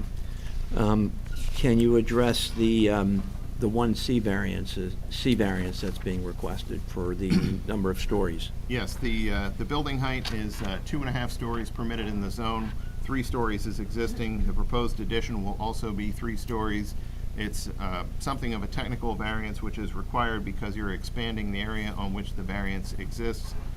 The building square footage is being increased, so the area of the 3-story section of the building is being increased. Mr. Guadagnoli testified with the existing design of the building, the mansard roof, and some of the architectural features, it would be difficult to tie the two together if you were going to provide a 2-story addition, let's say. So the aesthetic benefits of maintaining or extending this existing nonconformity have been testified to, and I think it's also worth noting that the building complies with the height requirement in feet, where 35 feet is permitted and 33 feet is going to be the highest point of the proposed addition. Okay. I think that's all I have for Mr. Stimmel, Mr. Chairman. Mr. McCulloch, do you have any questions? Just, I think 2, just for clarification. As far as any potential of flooding on the property or water retention, is the basement dry, to the best of your knowledge? I have not been in the basement. I'd have to defer that to the client. What I could tell you is that when we get the topography of the property, it would be designed so that with the addition, you're not going to have an area where the water is ponding next to the addition. It would have to be designed to flow around that, any water that falls in that lawn area. I was also along the same line, just wondering, since, just going back to those 2 spaces beside the property where snow could be stored, I don't know if there are any windows from the basement that are in that area, but and if so, would that be a potential for water being in the basement? There is a possibility. I think, again, with the topography in hand, we'd be able to look at and determine if any rain that falls there or snow that melts there flows toward or away from the building. I would imagine it's away from the building. Mr. Trembulak just provided me with the planner's review, which does show one basement window. Which looks like there's probably about a 1-inch lip there from the pavement to the bottom of the window frame. So, but I think also it shows that the drainage pattern would be away from the foundation wall there as it exists now. Okay. I'd like to have assurances about that. The last question I have is just about public good, public safety. And the homeowner indicated that there is a substantial number of children that are occupants of these 3 units. So from your perspective, given the location of the driveway, parking area, would this represent any kind of potential hazard given the presence of children? Well, the site has 3 units. It has existing parking at the rear of the building. I think in a general sense, the revisions to the parking layout provide a safety benefit. I think you have the edge of pavement doesn't seem like it's shown throughout the drawing. I don't have a copy of the survey in front of me, but just visually, it looked like the way the parking was laid out, it was a little bit tight getting around the back corner of the building between the closest parking space. I think the way it's laid out now, there's more direct access to each of the parking spaces and a little bit better visibility as you come around there. In terms of the site overall, I think one of the benefits of the property being as deep as it is, it's over 200 feet deep, is that even with the building being set back pretty far from the street, even with the parking behind that, you've still got another probably 59 feet to the back property line to allow for some play area and things like that. So I think this actually is a pretty good site for apartments with children in them. Ms. Harris, do you have any questions? Yes, just one quick question. Where are you proposing the seepage pits to be located? Are they not on The plan? location shown on the architectural plan is a little bit schematic, but it would be in the rear portion of the property behind the parking area, and it would maintain, I think it's 10 feet off of the property lines to the beginning of the gravel bed to comply with the municipal requirement. And it would just be the one that's shown, or did you mention there would be two? Well, subject to any changes the board might make in other aspects of the plan, it looked like, from a rough calculation, that you'd be looking at 2+ seepage pits. So you'd probably extend the gravel bedding if the board requires the applicant to take out some pavement in another location. You could shrink that a little bit, but it would comply with the municipal requirement, whether it's 1 or 2, and it would be subject to review by Boswell or whoever. Thank you. Mr. Church, do you have any questions? Not at this point, because he just answered my question about the seepage pit, so I have no question. Mr. Caulfield? Mr. Stimmel, the parking in the back, is that Belgian block going to be running the entire parking? So from what I'm seeing, the Belgian block picks up at the rear corner of the, opposite the rear corner of the building, travels around the perimeter of the parking area, and then ends when you get to the Bilco door to the basement. So it would be the entire rear area. Would you think that you might have to have a catch basin in that to get the water to the seepage pit? Would that be something that you might have to design later on when you look at it? That would be part of the design. The grading would probably be done in a way that you could get it with one catch basin, most likely in parking space number 5, subject to topography. No. Thank you. Mr. Moore? No questions. Mr. Vieira? No questions. And my questions have been asked and answered, so I don't have any questions. Are there any members of the audience who have any questions for this witness? Okay, Mr. Trembulac, do you have any further witnesses? We have no further witnesses. Okay. Are there any members of the public who have any testimony, comments, statements, anything you want to say about the application? Okay, Mr. Trembulac, you want to sum up? Yes, thank you, Mr. Chairman. Thank you, members of the board. The primary relief here that we're seeking is the D variance for expanding this non-conforming 3-family use in a 2-family zone. And I think it's important to point out, if you look at the zoning map that's provided in the planning report, as well as portions shown on Mr. Guadagnoli's plans, you can see this is an 80-foot wide lot in a neighborhood where most of the lots on this block on the side of Lexington Avenue are 40-foot lots. I think there's another 80-foot lot to the east and maybe a couple of 60-foot lots, but it's essentially twice the size of the prevailing lot width, which allows for a larger structure. And obviously, we comply with all the zoning requirements for this addition. The property is large enough to accommodate it without requiring any relief from setback requirements or coverage requirements or any other zoning requirements. The only other variance is really for the number of stories, which again is just to maintain the existing height, the existing number of stories, and have the addition sort of merge in with the existing structure. So in terms of there's plenty of room to accommodate this addition and to just provide better, larger living space for the tenants without increasing the density of the property or really having any impact whatsoever on the neighborhood. And again, the standard for a D2 variance is much less strict than for a use variance, because the use exists, and we're just enlarging the building.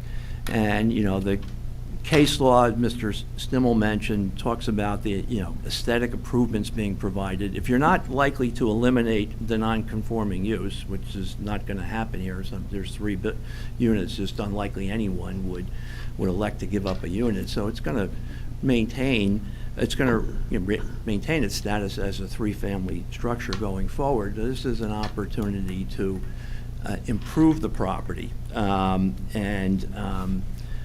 There's going to be aesthetic improvements. My client's already made some, and he's going to make more. And it's an opportunity, as Mr. Stimmel pointed out, to clean up the site. I mean, we're going to have improved drainage. You're going to have a better parking area. You're going to have roof leaders tying into the underground detention system. You're going to have a substantial improvement in landscaping. All of those things are benefits being provided by this application, and I think that's more than adequate to meet the standard to justify the expansion of the non-conforming use. And with respect to the site plan, I think you can see we've addressed virtually all of the comments of the planning department. The HPC comments have all been addressed with the exception of the siding, and we either have addressed or have agreed to address all of the comments of the board engineer's report, which we would assume the board would incorporate as conditions of approval. So for all of those reasons, in addition to the fact I have to point out there's been no public opposition whatsoever to the application, I think it's a good application. Will be good for the neighborhood and an improvement that I would hope this board would approve. So thank you very much. We'll start discussion with Mr. McCullough.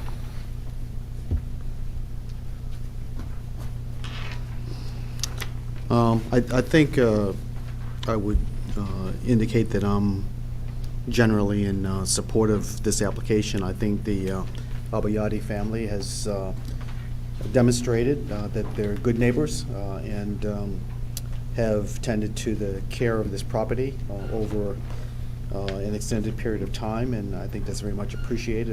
It's obvious in terms of passing by the property as it's currently situated, and the improvements that Mr. Tremblay has indicated, I think, are pretty substantial. And I appreciate the fact that as I heard the testimony that the improvements are largely predicated on existing tenants, so that the intent is not to improve the property for the benefit of other tenants, but the improvements are really predicated on those that are currently living in the space, so I appreciate that. So I'm generally in favor of this application. Ms. Harris. I'm definitely in favor of the C variance, but I am struggling with the addition. I think the goals of turning these units into three-bedroom units can be accomplished within the existing footprint. And so I question if this is necessary, adding more impervious surface and disturbing the site to this extent for an extra bedroom and an extra bathroom that could fit within the existing structure. I'm not sure that I could approve this application. Mr. Church. I'm in favor of this application. I think that it will improve the property as it stands. With the drainage and the matching, I think they're just going to make the building itself a better place. I think that the expansion within the building to accommodate residents is a good idea for an expanding family. So therefore, I'd be in favor of the application with any conditions that are imposed upon it by other members of the board. Mr. Caulfield. I'm too on the fence with Ms. Harris's understanding of like how this fits into the overall building and the idea of maybe making that space part of what the existing building is. I'm honored by the landlord who wants to do the right thing for his tenants. So I'm leaning towards in favor, but I am somewhat conflicted as well. Thank you. Mr. Moore? Thank you, Chair. I'm generally in favor of the application. I do not see this as a detriment to the neighbors or the street that it's on. The hardship portion that I see and understand is that you're looking to make an improvement with the existing tenants. Due to the pandemic, I know that, well, prices have raised for homes. Families are looking to have more space and or if they look to grow their family. So keeping in mind this pandemic that we've been in, I see it being somewhat of a hardship in being in a smaller space and wanting a larger space. So I am generally in favor, and also coupled with the improvements that'll be made to this house and therefore to the street in which it resides. So. Mr. Vieira? Thank you, Mr. Chairman. I'm also in favor of this application. I don't believe this application will be a detriment to the public. I'd like to propose a condition regarding the drainage improvements because we haven't seen the plans.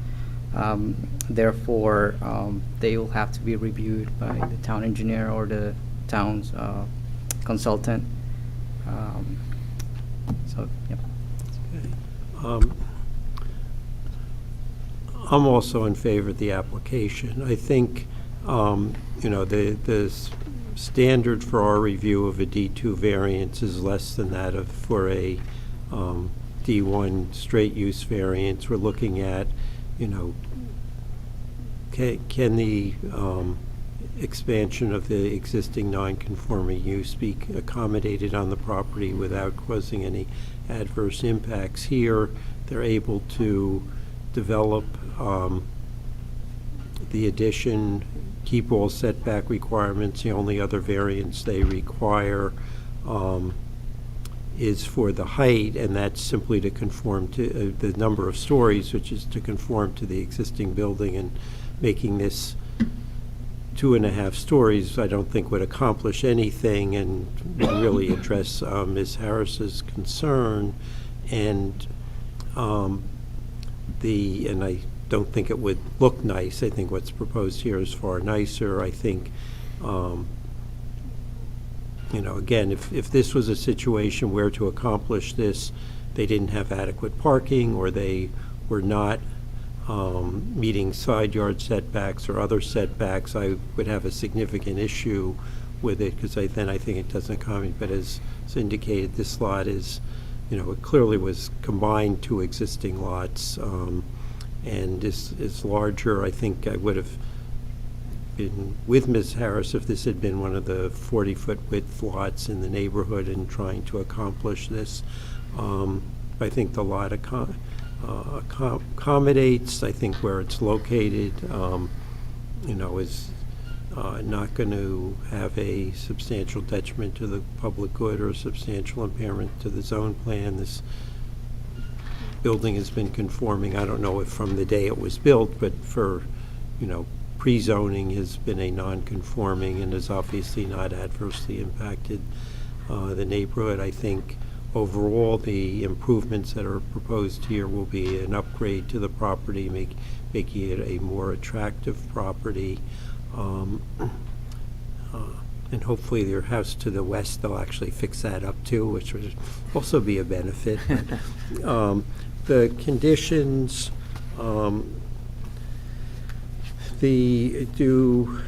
conditions 1, 2, and 6 from the planner's report. I tried to do this to eliminate the overlap and do this conditions 1 and 5 of the Historic Preservation Commission report. conditions 4 through 13 and 17 of the engineering report, which I believe picks up Mr. Vieira's concerns about the board engineer seeing the stormwater design to ensure it complies with the ordinance. And then, I have to get this in front of me. Condition 14 will simply, on the engineer's report, instead of as it currently reads, it will just read, the plan shall note no tree removal is proposed, other than noting that the tree located in the rear lawn area may be removed. Condition 15, what is now condition 15, instead of it as it's currently worded, will simply say the plan shall be revised so that the height of the red maple tree is corrected.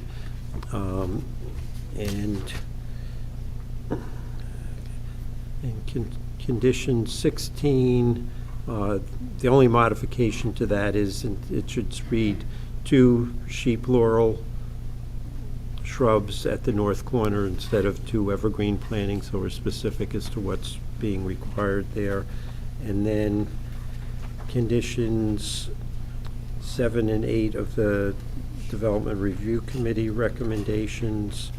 I think the approval should note that we're referencing that the approval is based on the plans that were received on October 25th, since those plans have the same revision date as the earlier, that we're granting preliminary and final site plan approval, and we're not granting the waiver from the maximum permitted foot candles at the property line.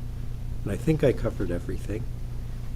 Mr. Chairman, what about the waiver that was originally sought about the screening of the parking area? That we're not granting that because we're of the condition. I'm sorry, I should have said that. The condition requiring that the 2 sheep laurel be planted there. Any further discussion among board members? Okay, someone want to make a motion? Move approval with the recommendations as noted by the chair. I Conditions. Okay. I second. Want to call the roll? Mr. Harrison, Yes. Mr. McCullough, Yes. Mr. Caulfield, Yes. Mr. Church, Yes. Ms. Harris, No. Mr. Moore, Yes. Mr. Vieira. Yes. Okay, the application's approved. Thank you very much. We're going to take a break until 25 after 9 if the next application can get set up and ready to go. And we don't bite if anyone wants to move to further forward. You might be able to see things better.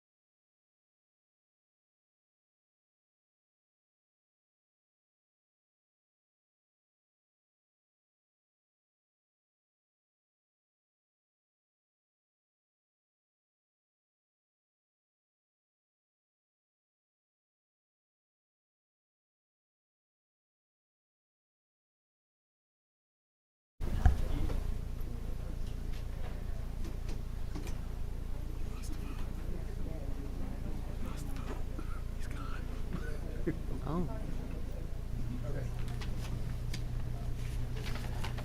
The next application is that of St. Luke's Episcopal Church. This is an application for minor site plan, use variance, and bulk variances and code waivers to reconfigure a parking lot, construct an addition, and construct a colonnade on a property located at 73 South Fullerton Avenue. The property is in the R1 one-family residential zone and is designated on the township tax maps as Lot 1 and Block 2111. A use variance pursuant to NJSA 40:55D-70D2 is requested to expand an existing non-conforming church in accordance with Montclair Code Section 347-11. A variance is requested from Montclair Code Section 347-45D to allow a rear yard setback of 6 feet where 41.43 feet is required. A variance is requested from Montclair Code Section 347-45E to allow maximum building coverage of 38.3%, whereas a maximum of 25% is permitted.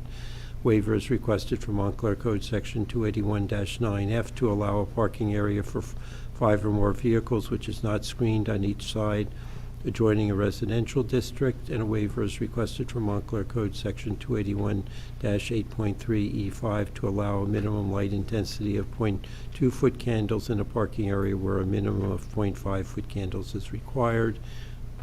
I assume it's tax exempt. Is the notice in order? Yes. Okay. Want to Thank you, proceed? Chairman. I'm Susan Singer from the law offices of G. Martin Myers on behalf of St. Luke's Episcopal Church. Some of what I'm about to say is a bit repetitive. This is an application by St. Luke's Church at 73 South Fullerton Avenue, and the church is seeking approval of a D2 variance and other relief. St. Luke's is proposing to construct a beautifully designed enclosure for the existing dumpster and other trash receptacles on its parking lot. The proposal also includes reconfiguration of the existing parking lot itself. I ought to mention here that the original application for a colonnade is withdrawn and is not part of this application. The goals are: 1, aesthetic improvement; 2, better visual harmony of the parking lot area with the neighborhood; 3, reduction of traffic congestion associated with the use of the parking lot, and an addition of a parking space. As you said, the church is a non-conforming use in an R1 zone, and since the proposal involves physical expansion of a non-conforming use, a D2 variance is required. If I may, I'd like to give a very short history. St. Luke's was built in 1889, and for the past 40 years, the church has operated on its premises a food ministry called Tony's Kitchen. Over the years, the service provided by the church through this ministry grew in recognition of widespread food insecurity in our community. And with the acute onset of the pandemic in early 2020, the need and the corresponding service grew still further. This growth and the pandemic itself impacted the church's parking lot. Large refrigeration units were placed on the parking lot that had not been there and are still there now. Some of the food distribution was taking place outdoors, obviously in part because of the pandemic. And the dumpster, which admittedly was rather unsightly, became more so.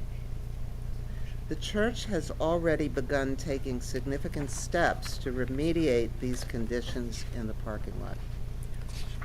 For example, the church totally eliminated deliveries to Tony's Kitchen in the streets. They barred 18-wheelers. Only boxcar trucks can make deliveries for Tony's Kitchen. Probably most significantly, in April of 2021, the church obtained approval by resolution of the DRC to create access to an approximately 50,000 square feet of unused interior space. Did I say You said 5,000? 50, yeah. 5,000. We wish. We wish. Yes. Sorry. So the refrigerators and storage can be moved off of the parking lot. I don't want this point to get lost. The idea is that the temporary refrigerators in the parking lot are going to go. They're temporary. And new refrigerators are going to be placed in what we call the undercroft, which is this 5,000 square feet space in the interior underneath the church. That project is moving along with all practical speed. The church expects completion by spring. As Reverend Mannell will, I think, testify, one of the delays is actually the delivery of the new refrigeration units, on which a substantial deposit has already been made. On completion of this, the refrigeration equipment now located in the parking lot will be removed, and as a result of the new interior storage facility and freeing up of space inside the church, which had been used for the congregation in meeting rooms and conference rooms, will be freed up, and the food distribution of groceries can come back indoors, not in the parking lot. The current proposal is intended to continue and hopefully complete this process of remediation, which I've just described. And the church is making three basic proposals here: to construct an approximately 17 by 22 addition to the north-facing facade of the parish hall. And the purpose of this, is a beautiful structure our architects will describe, is to serve the humble purpose of enclosing the church's dumpster and recycling bins that are presently out in the open on the parking lot and visible from Union Street. The size of this addition is based on the amount of space needed to enclose the existing dumpster and waste receptacles which already occupy the parking lot. And to construct that enclosure as designed, the church is asking for a variance from section 347.45D governing rear yard setbacks, 347.5E governing maximum building coverage. And our architects, Paul Sionis and Jackson Baggs, will explain why the proposal presents the best plan from the standpoint of aesthetics and practicality.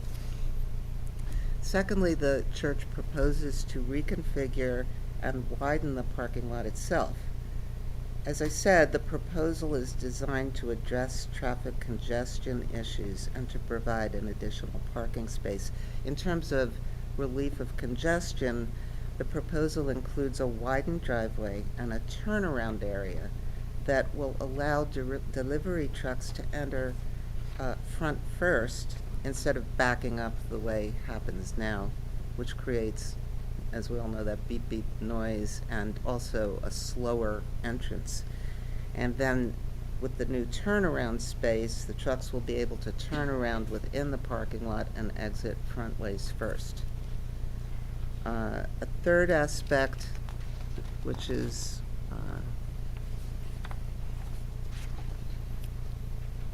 I'll mention here, it's been an issue. The church proposes using stabilized gravel rather than hard surface in this turnaround area, and that requires a variance from 347.102, which requires parking space to be hard surfaced, and our engineer, Sean Delaney, who will testify in this matter, will explain the reasons for that part of the proposal.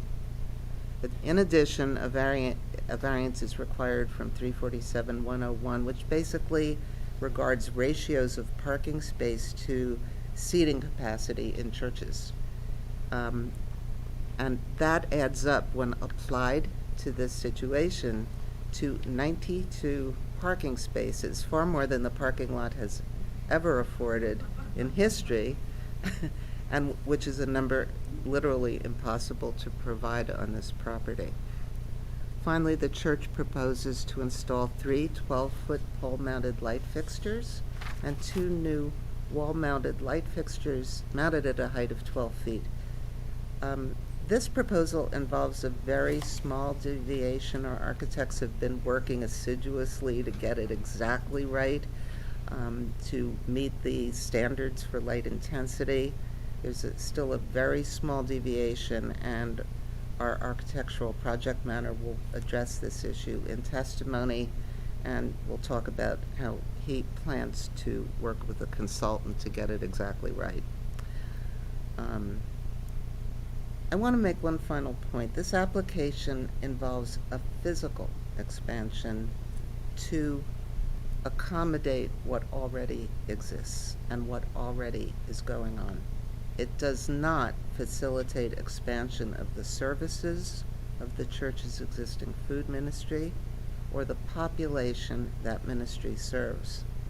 The goal is to allow these existing services to continue while lessening traffic impacts on the neighborhood and presenting a better visual face to the neighborhood. And we will be presenting Reverend Mannell first, and then Jackson Bangs, the architectural project manager, Sean Delaney of Petrie Engineering, and Paul Sionis, the church's expert in architecture and other areas. And with that, I would ask leave to call Reverend Mannell as I'm going to first first swear witness. in Mr. Scabilia, the Assistant Planner from Montville Township. Would you raise your right hand? Do you swear to tell the truth in the matter pending before the board? I do. And would you raise your right hand? Do you swear to tell the truth in the matter pending before the board? I do. State your name and address, please. My name is John Mannell, and my professional address is 73 South Fullerton, Montclair, 07042. Thank you. Reverend Mannell, what is your title and role at St. Luke's? So my title is Rector, which in the Episcopal Church is the equivalent of head pastor or lead pastor. And so in this role, I have oversight for all of our ministries, including worship and as well as administration of the facilities. And how long have you been rector? I've been there for almost 16 years. I started in November of 2006. Would you give us a general description of St. Luke's buildings? Yeah, the church has, or the church property has four main buildings. First, we have a church built in 1889 that has a seating capacity of about 500 people. Then we have an assembly hall building that has a large room that could seat 200 people for dinner, and the ground floor of that has an additional dining room and our large kitchen. Then that's attached to a 3-story classroom office building. And then the fourth building on the property is the manse or rectory that was built in 1907. Would you describe for us the regular schedule of liturgical services at St. Luke's? Our liturgical service, so right now we worship regularly at 8, 9, and 10 on Sunday mornings. We have 7 p.m. services on Wednesday night and 10 a.m. Worship services on Saturday morning. And what other faith practices, aside from liturgical services, are conducted at St. Luke's? Well, like most faith organizations, our free exercise of our religion goes well beyond our worship services. I do like to joke that I only work an hour a week on Sundays, but don't laugh so hard. But the many ministries of the church take up far much time and are just as much an expression of our faith as what we do Sunday. And most houses of worship regularly support charitable ministries that give back to the broader community. And I guess you just answered that. How is the term ministry used at St. Luke's? Yeah, so ministry is actually defined by our Book of Common Prayer, and it says that it is our duty to worship, work, pray, and give for the spread of the kingdom of God. And our boldest expression of that, of course, is our Tony's Kitchen ministry, where we follow both the example and direction of Jesus to feed those in need. I want to ask you, is Tony's Kitchen a separate legal entity from the church? No, all of the ministries that operate under the umbrella of St. Luke's are under the same single legal entity, and we operate under a 501c3 status that's held by the Diocese of Newark. And what is your specific role vis-a-vis Tony's Kitchen? So the executive director reports to me, so I have overall responsibility for everything that goes on at Tony's. And we consider our guests as much a part of the church as the people who worship there on Sundays. So I regularly pray with the guests, offer pastoral care when needed. We've done occasional funerals for some of them, and other things as needed to serve them as part of our community of faith. Now, how has this ministry, Tony's Kitchen, changed during the time you've been, from the time you started being rector up to the beginning of the pandemic in early 2020? Well, Tony's Kitchen has sort of been it is a moving target as we look to meet the needs of the community.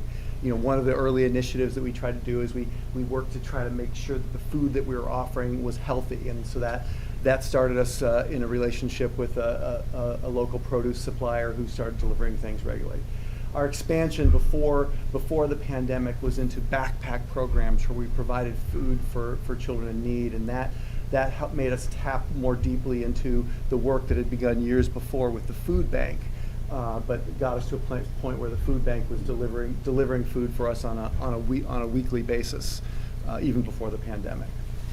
So would you tell us, were there external factors since the pandemic began that affected the volume of food distribution at Tony's? Yeah, I mean, when the pandemic hit, we responded as best we could with huge community support to help those in need. As people were out of work, seniors couldn't get out of their house, we provided groceries and prepared meals where we could.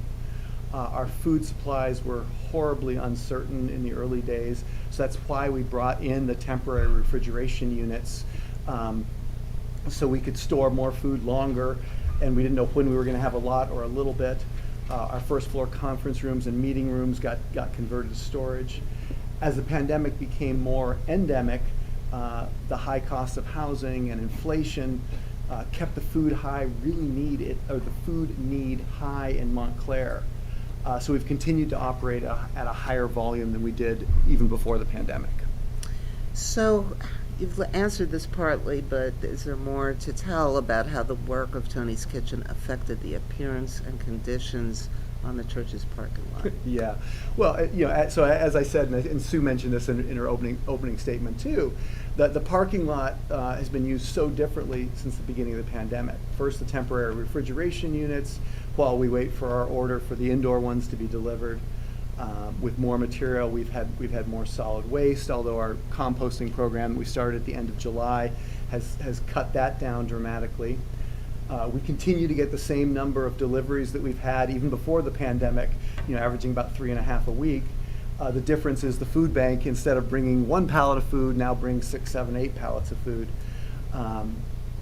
Same number of deliveries before the pandemic, just more food. Also during the pandemic, when nobody was allowed inside, we started distributing food outside. And we've had to continue that until some of the other projects are done because we don't have the space inside at this point. We hate what's going on in our parking lot right now. It's a mess. But the approved work underway, and then this project, if approved, will dramatically improve what happens in the parking lot and what it looks like. Can you tell us about the status of the Undercroft project? Yeah, the Undercroft Church Basement project. The work is well underway to remodel it and to accommodate the refrigeration units. We move them inside. So we are making progress. And what's the problem with the refrigerator? The refrigeration units. Well, I mean, there's a huge lead time, and we've given them a deposit, you know, for them. And they're custom fit to the space, so they won't be delivered until spring. When was the plan regarding the Undercroft first conceived? Well, with the growth of the backpack program, we actually were anticipating the need for that space before the pandemic began.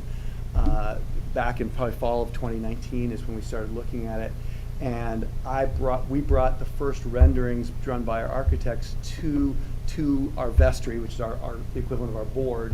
We brought that to them in February of 2020, and we all know what happened in March of 2020. The pandemic hit, and everything's just sort of got put on hold. But then eventually the Development Review Committee approved that. The Development Review Committee approved that in when we brought it to them in the spring of 2021, I believe. And could you describe that project a little more specifically? The Undercroft project? Yes. Yeah, so the Undercroft project is cutting a hole in the side of the door, cutting a hole in the side of the basement of the church where a window was, and providing an accessible ramp where we could move food and people into the approximately 5,000 square feet that we're going to build out in the Undercroft.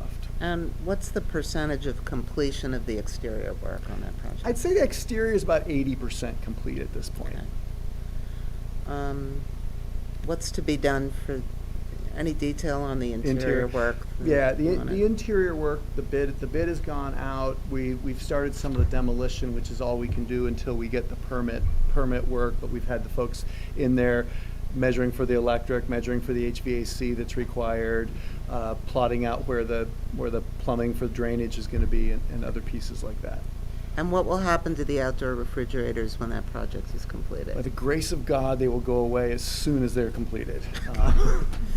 Now, I think you mentioned for several years Tony's Kitchen was distributing groceries in the parking lot, Yes. and still is, Yes. correct? Yes. Will that practice change when this Undercroft project is done? in the Yeah, spring? absolutely. I mean, one of the things that's going to change dramatically is once those refrigeration units are gone, once the refrigeration units are gone, and the food storage has moved into the Undercroft, we will move the majority of our food distribution back into the dining room that we'd always used for Tony's Kitchen, but has been used as storage temporarily up till that point. So. And will the congregation get its meetings room Yes, back? And you're under yes, oath? yes, counselor, the congregation will get its meeting rooms back. But the impact of this is that project alone is going to make a dramatic change in what goes on in the parking lot. And then the project that we're proposing is sort of the final capstone of finishing that off. So let's turn our attention to the present application.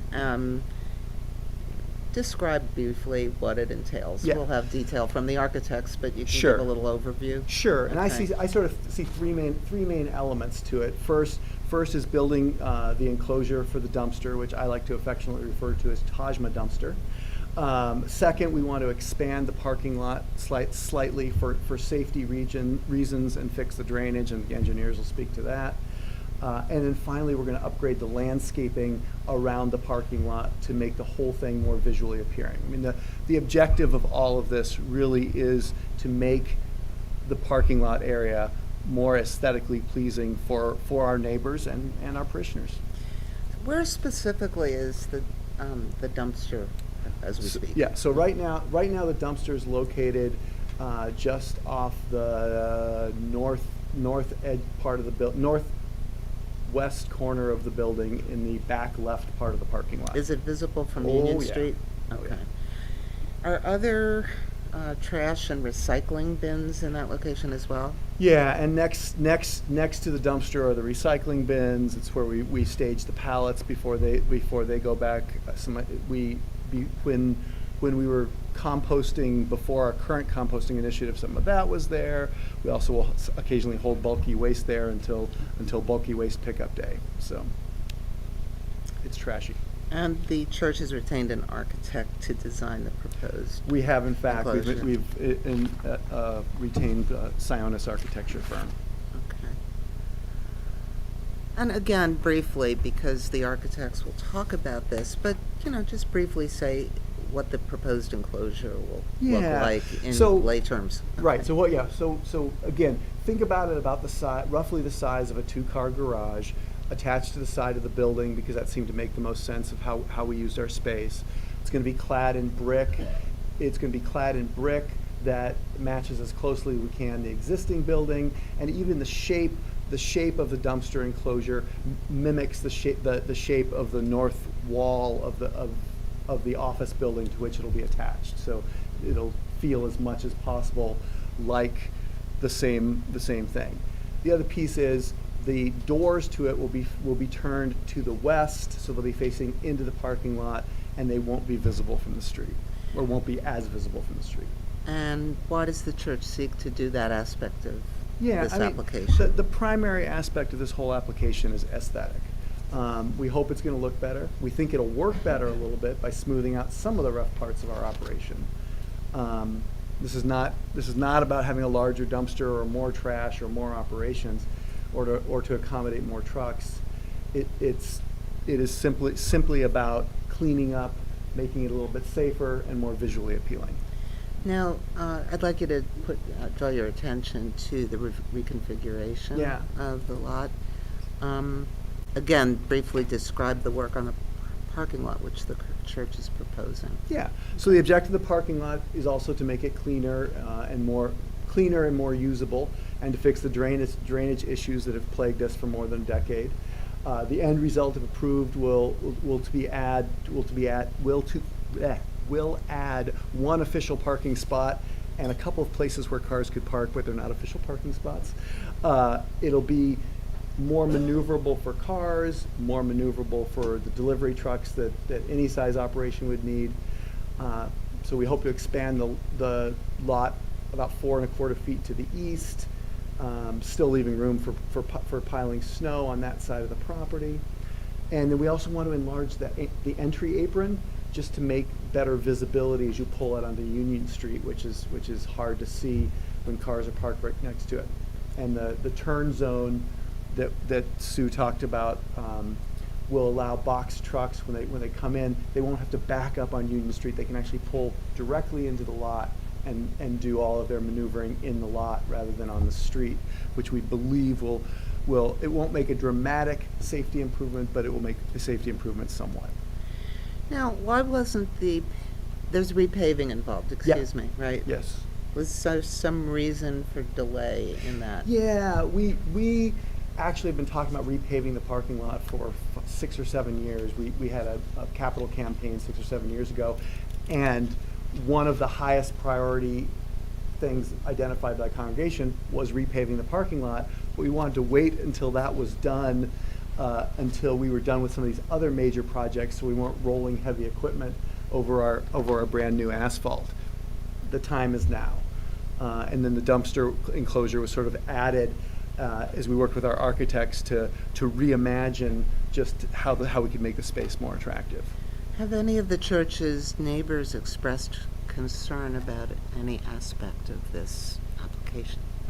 Well, we've had neighbors express concern on some things, not about any of the specifics on this application.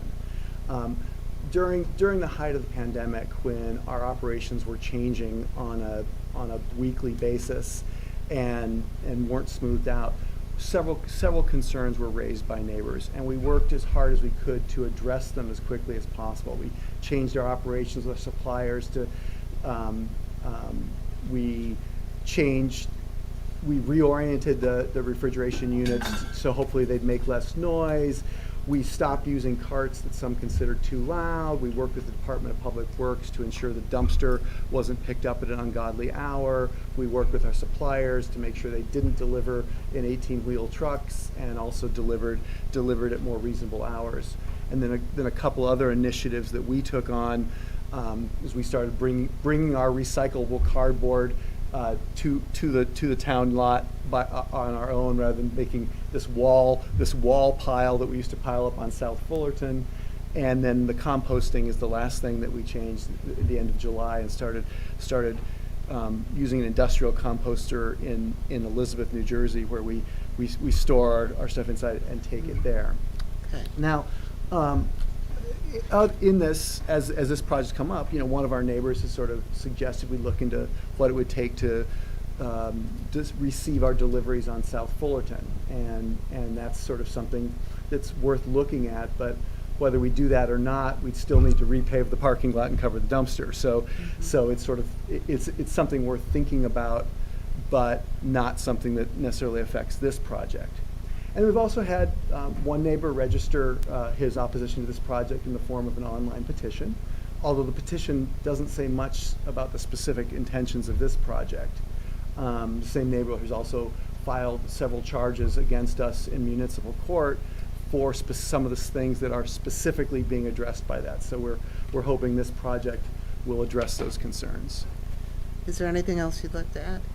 Yeah, I mean, I am just so grateful for the tremendous community support that we've had for the work that we do at St. Luke's, serving those in need, and also grateful for the patience of our neighbors as we make progress on these tangible steps to try to minimize the impact of our work.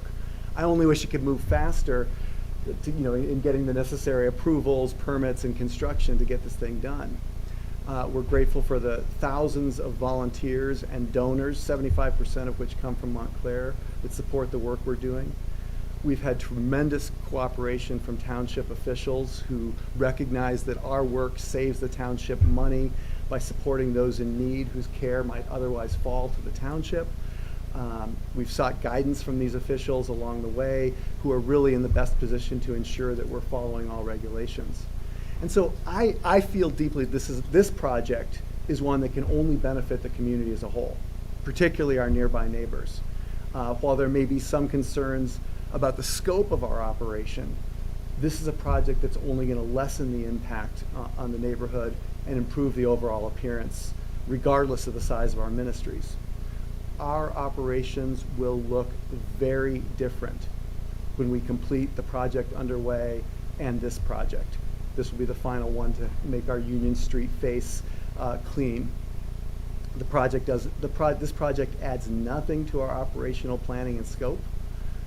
This project should have been done 5 years ago because all the same needs were there, parking, deliveries, and garbage. So I'm really excited that we're in a position right now to complete this project and offer these improvements to the neighborhood. Thank you. That's all I have. Mr. McCulloch, do you have any questions? Well, I guess I would begin by saying that you may want to consider that there's something liturgically interesting about Wednesday evening when the zoning board is in session. It was funny. I was supposed to. I had somebody supplying the service for me today, and he called in sick, and so I'm like, all right, I can still get over there by 7:30. The only problem is that it just doubles the number of hours that you actually have to work. But, up to 2. All right. I appreciate your raising the conversation about concerns, complaints from neighbors. Yeah.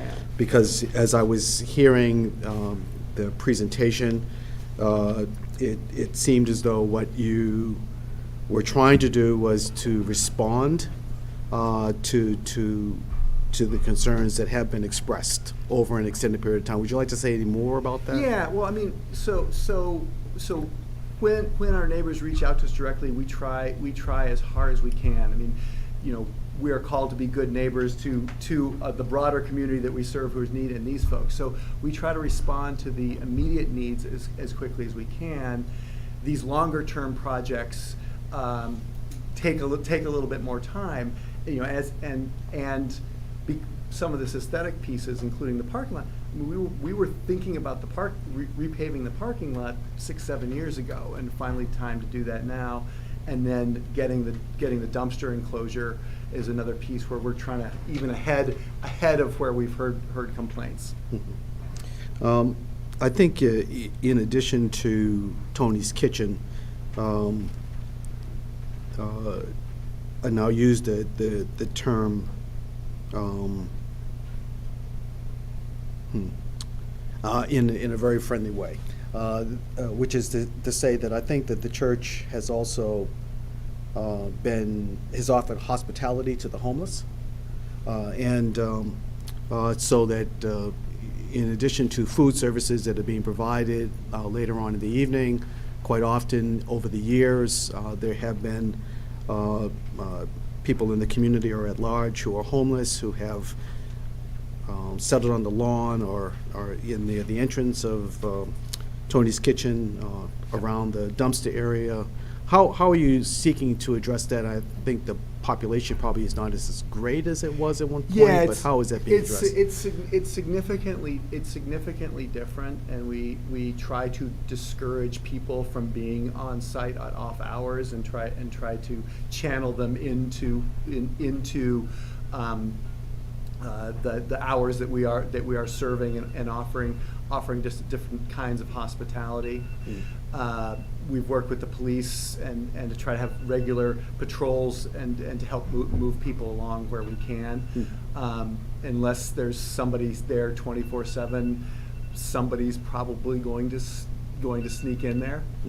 But two of our most regular residents One died during the pandemic, and the other one finally got housing that we've been trying to get her into for 15 years. So actually, two of our 3 regulars died during the pandemic. So.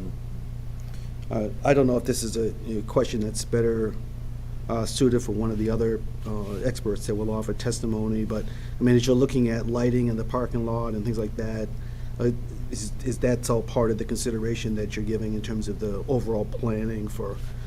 Absolutely, yeah. I mean, we're both in the other project underway in the Undercroft, this project to try to keep as much light on the space to make it less attractive and to have fewer dark places, because both some of our parishioners and tenants are there later at night, not this late, and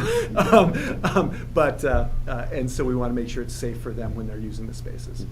So one of the dark spaces has been behind the dumpster area, and I think there's some space between the building of the church and the property line. I don't know if there's much egress back there or not, but how is that being addressed in terms of the proposal? Yeah, there is a 6-foot gap between the back of our building and our neighbor's fence line. This would extend that 22 feet, and then what I would propose doing is the fence barrier that we put up probably 12 years ago to stop egress there, moving that out to the end of this so people can't get there. Another thing that happened to try to limit the traffic back there is when we had one person who really did camp back there, is I built a temporary fence on the other side as well so people couldn't get back there. So we really want to make sure there's nobody back there. It's difficult to light that because it would shine right in those neighbors' backyards, but if they wanted to do that, I'd be more than amenable to it. That was actually the next question I had was, was there any lighting, or were you thinking about that in a way that it would not be a disturbance to the neighbor behind the church, but would still, once again, deter? Yeah. We haven't looked at that, to be honest with you, but we'd be more than willing to. So, and I'd want to coordinate it with the neighbors along that fence line, but it's the Perlmans, the Sullivans, the Solomons, just to make sure we weren't lighting their bedrooms unnecessarily. All right. Thank you. It looks like some modifications are proposed to the existing porch. Can you talk a little bit about that? The existing porch modifications were considered when we were looking at the colonnade that has been dropped from this project. Okay. So at one point we were considering a colonnade across the front that would continue the porch line. And I believe that's been removed in thinking about how we wouldn't use it. So it really is the dumpster enclosure and repaving the parking lot.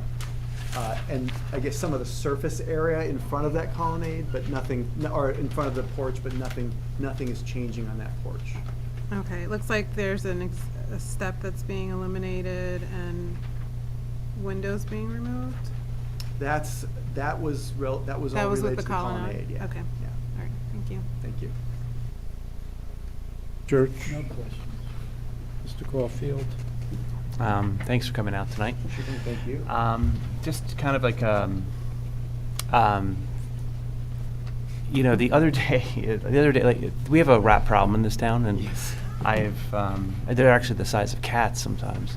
Getting very confused. None of them showed up at our pet lesson this year. Okay. That's a good thing.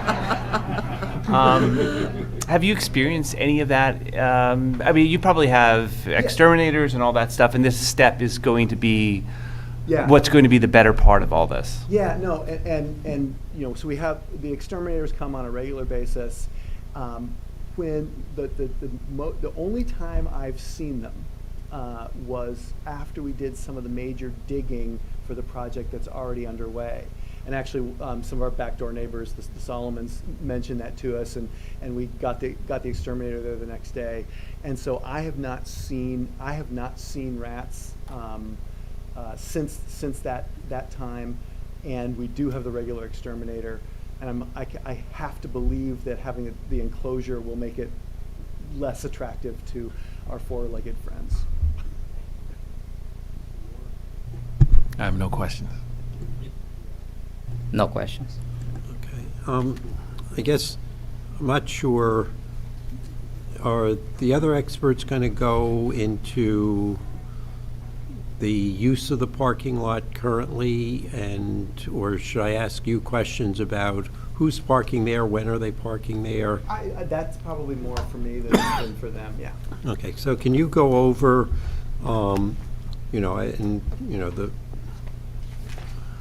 Get my schedule. during the week as to when, I assume there's some church employees, how many are those, how many associated with doing the service at Tony's Kitchen? Do any of the customers for Tony's Kitchen Drive go through what the use is? And So we have three full-time church employees, including me, and I park at the rectory next door. We have three tenants on site: Oaks Integrated Care. We have an Al-Anon literature distribution operation, and Amani. Amani has two employees, but they're generally there at night.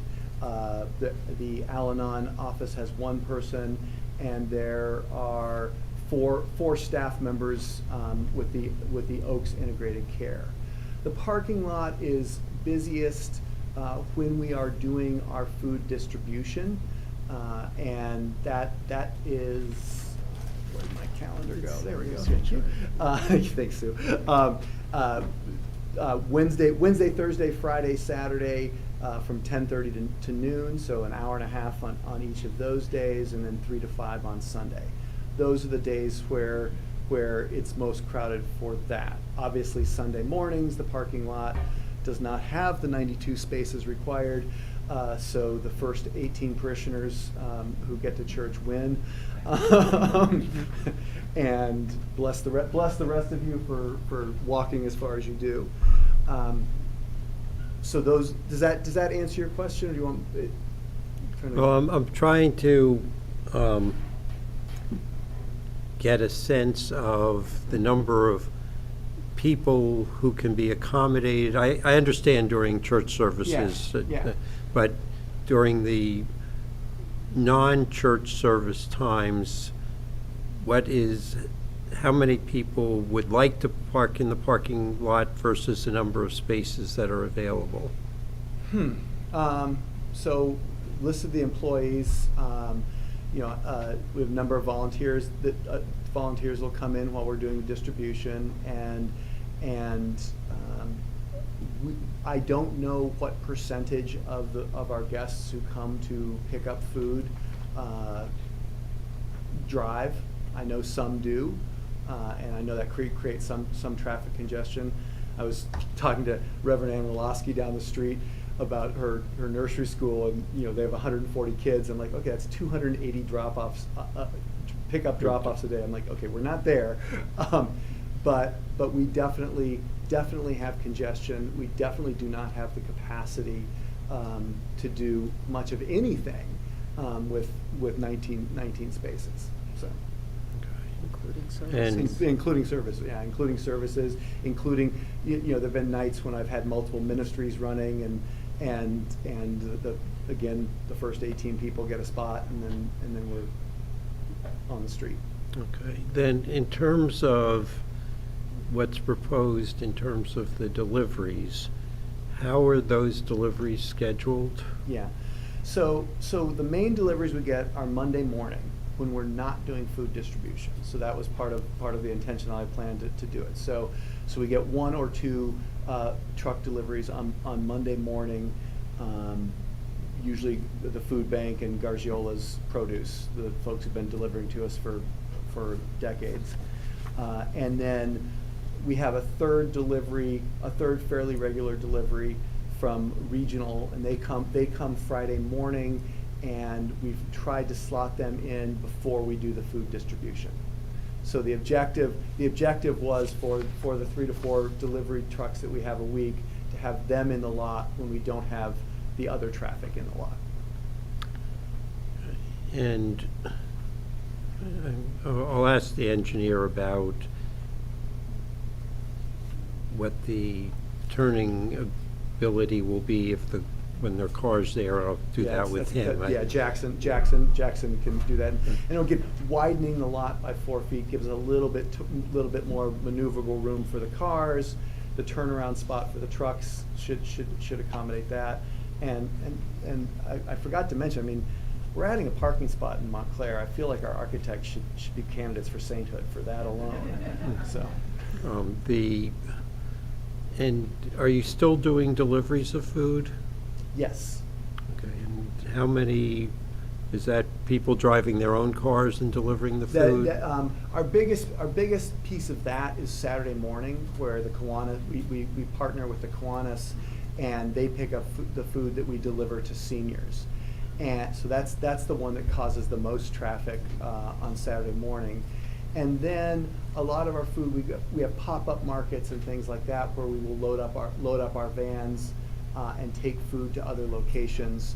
I cannot speak to how regular that is, but those allow us, with one vehicle to get quite a large number of meals off-site. Okay, and you indicated that the deliveries are now all box trucks. What size box trucks are being used for the deliveries? I don't know the specific dimensions of the box trucks. Any other questions from board members? Okay. Are there any members of the audience who have questions for this witness? And again, this is just an opportunity to ask questions, not to say whether you like or dislike the application. It's just to ask questions and just limit it to what this witness testified to.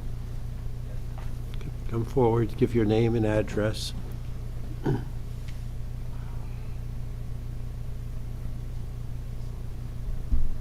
My name is Scott Muller.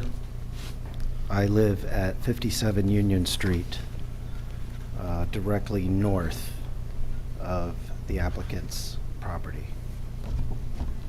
My first question is that the application says the property is being used as a church.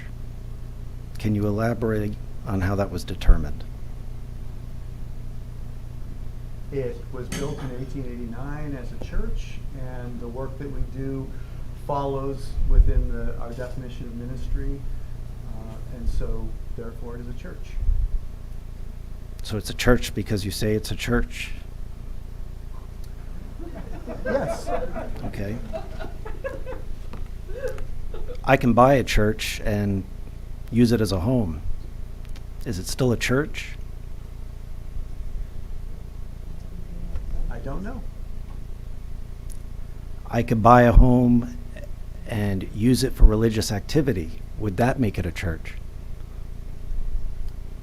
I'm not sure what you're getting at. I'm getting at the definition of a church, which I will speak more about in my closing statement. I'll move on. Are you aware of the car accident, the 3-car accident that occurred on April 12th Yes. of this year? Yes.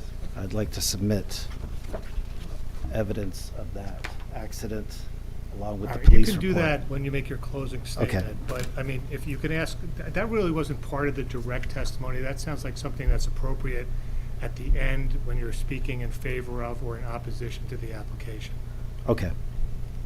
My apologies. I'm not, this is not my normal arena.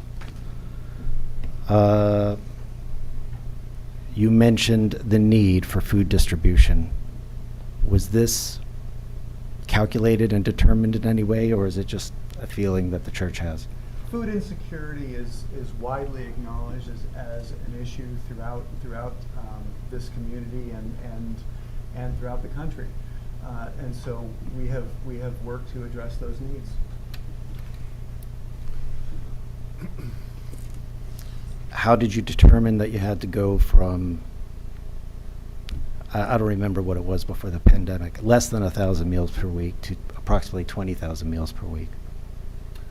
Yeah, we were at about 250,000 meals a year before the pandemic, and as people have come to us expressing their need, we have worked to fulfill it. May I ask a point of order about this? Are the questions supposed to be directed to the specifics of this application, or is this a more broad-ranging? Well, it's really supposed to be questions of the testimony thus far. We will give members of the public some latitude with that, but if the hypotheticals got any further with houses versus churches, I think we were going to stop that. No, I have no more hypotheticals on that. The issue is that the application seeks any and all relief. So I don't know what that relief may entail in the future, so Well, I are you referring to the notice that was sent? yes. Okay, standard land use procedure is that when a notice is sent out to the property owners, you specify the variances being sought and you put that catch-all language in there. Okay. Because there are certain less significant variances that may get picked up with that. So that's Okay. the purpose. So that's done in virtually all land use notices, at least done by an attorney. Yeah. But ultimately, you know, if any of those incidental waivers or variances come up during the course of the hearing, we would have to grant that relief specifically. Okay. It wouldn't just be in the future, oh, we said we had a catch-all so we can do whatever. We would have to grant specific relief Okay, for that, or not grant it, as the case. My may be. apologies. I'm not that's- fully versed in all of the procedures. Is it correct that Tony's Kitchen is open 7 days a week and has approximately 2,000 volunteers? Is it 6 or 7? Are we open 7 days a week or 6?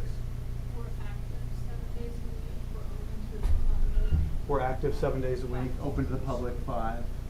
Yeah, and we have approximately 2,000 volunteers, 75% of which come from, oh no, I'm sorry, I don't have that number specific.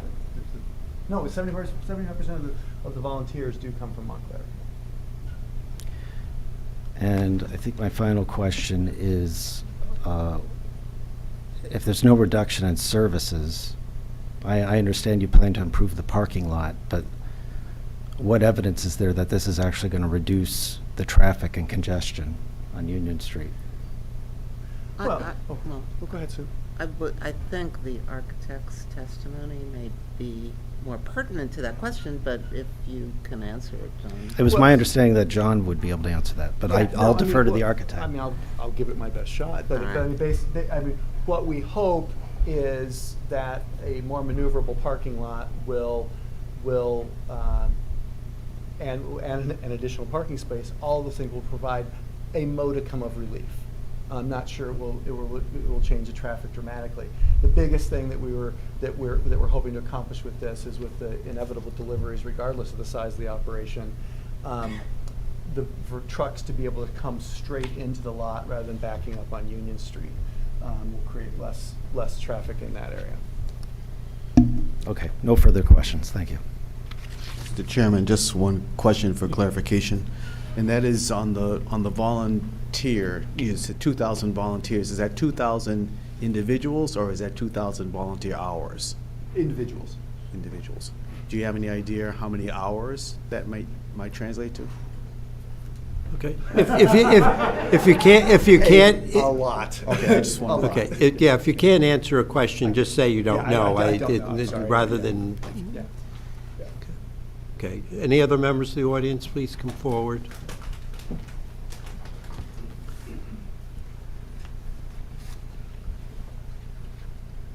Hey, Ira.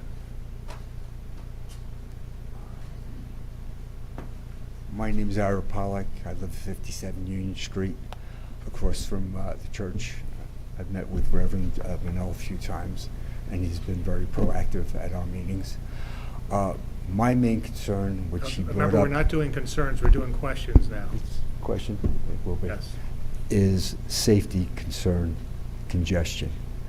Have you prepared plans during the construction on how the equipment and the people will be moved on site so that they don't extend into the street and they don't conflict with each other on your site? In other words... For this project.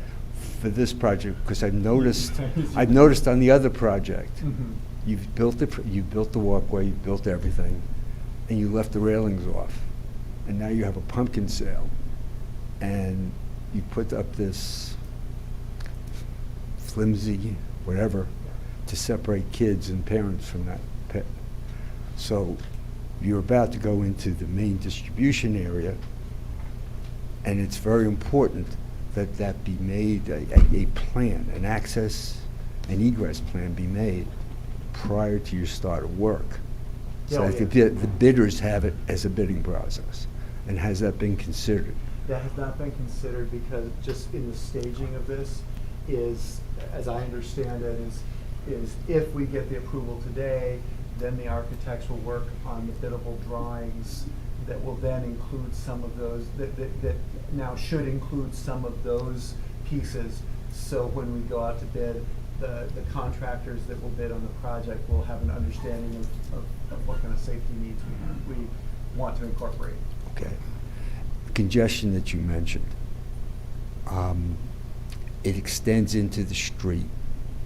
And what means and methodology, besides a teenager or college student in the parking lot, will you incorporate into your plan? Will the contractors or will the church hire an off-duty policeman? During the construction? During the construction and going forward, Yeah. because it's not safe to come out of some of the driveways. It is not safe to drive on that street. We've had numerous discussions. That's why you change the operations so the school people would be able to go back and forth without conflicting with it. How can you make it safer so that it's not a civilian that's directing people on the street? Okay. Yeah. So we have not worked out the details of construction yet, but that's worth thinking about. And we have at various times hired people to monitor the parking lot to try to control the traffic. Certainly would be open to other ideas of how we could do that better.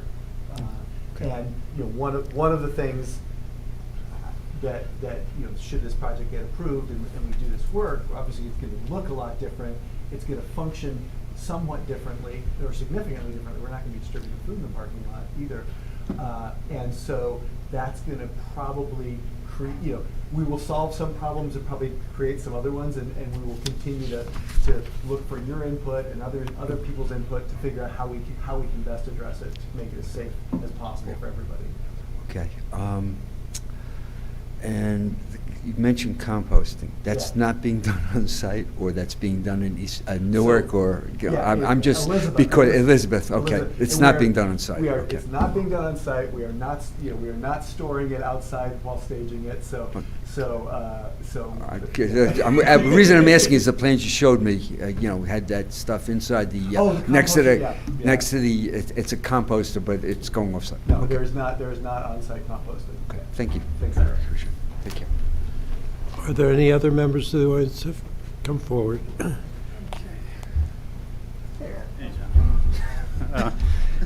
Eric Perlman. I live at 58 Union. 58 Union is right next door to the church. I've lived there for 12 years. I'll get into that a little bit later. So my question right now is a couple questions about the ministries. It goes to what your long-term vision is. Mm-hmm. So, like your operating goals. So what is your long-term vision? Is it to continue to grow this? There are needs in the community? Is this great Yes. question. And this is one of the things that happened during the pandemic is, people came to us with food needs. We're like, okay, we'll feed you in Newark. We'll feed you in East Orange. We'll feed, and we were like, wait, this is getting out of control. And so we sat down and worked really intentionally on a strategic plan. And so we are zoomed in on our plan right now that says we want to end food insecurity in Montclair, West Orange, and Bloomfield. So that actually dramatically narrowed our scope versus where we were at the beginning of the pandemic. And with the work that we've done to sort of analyze what's needed and where, it doesn't look at all. It certainly doesn't look larger than what we're doing now. So in that's a significant way. So that's what we say. Based we are on the not- populace, you don't see growing from 20 to 40,000 I don't see us growing from 20 to 40,000. I don't see us taking on other communities. And so it's really focusing on that. Okay, those are questions for now. I'll be back later. Are there any other members of the audience?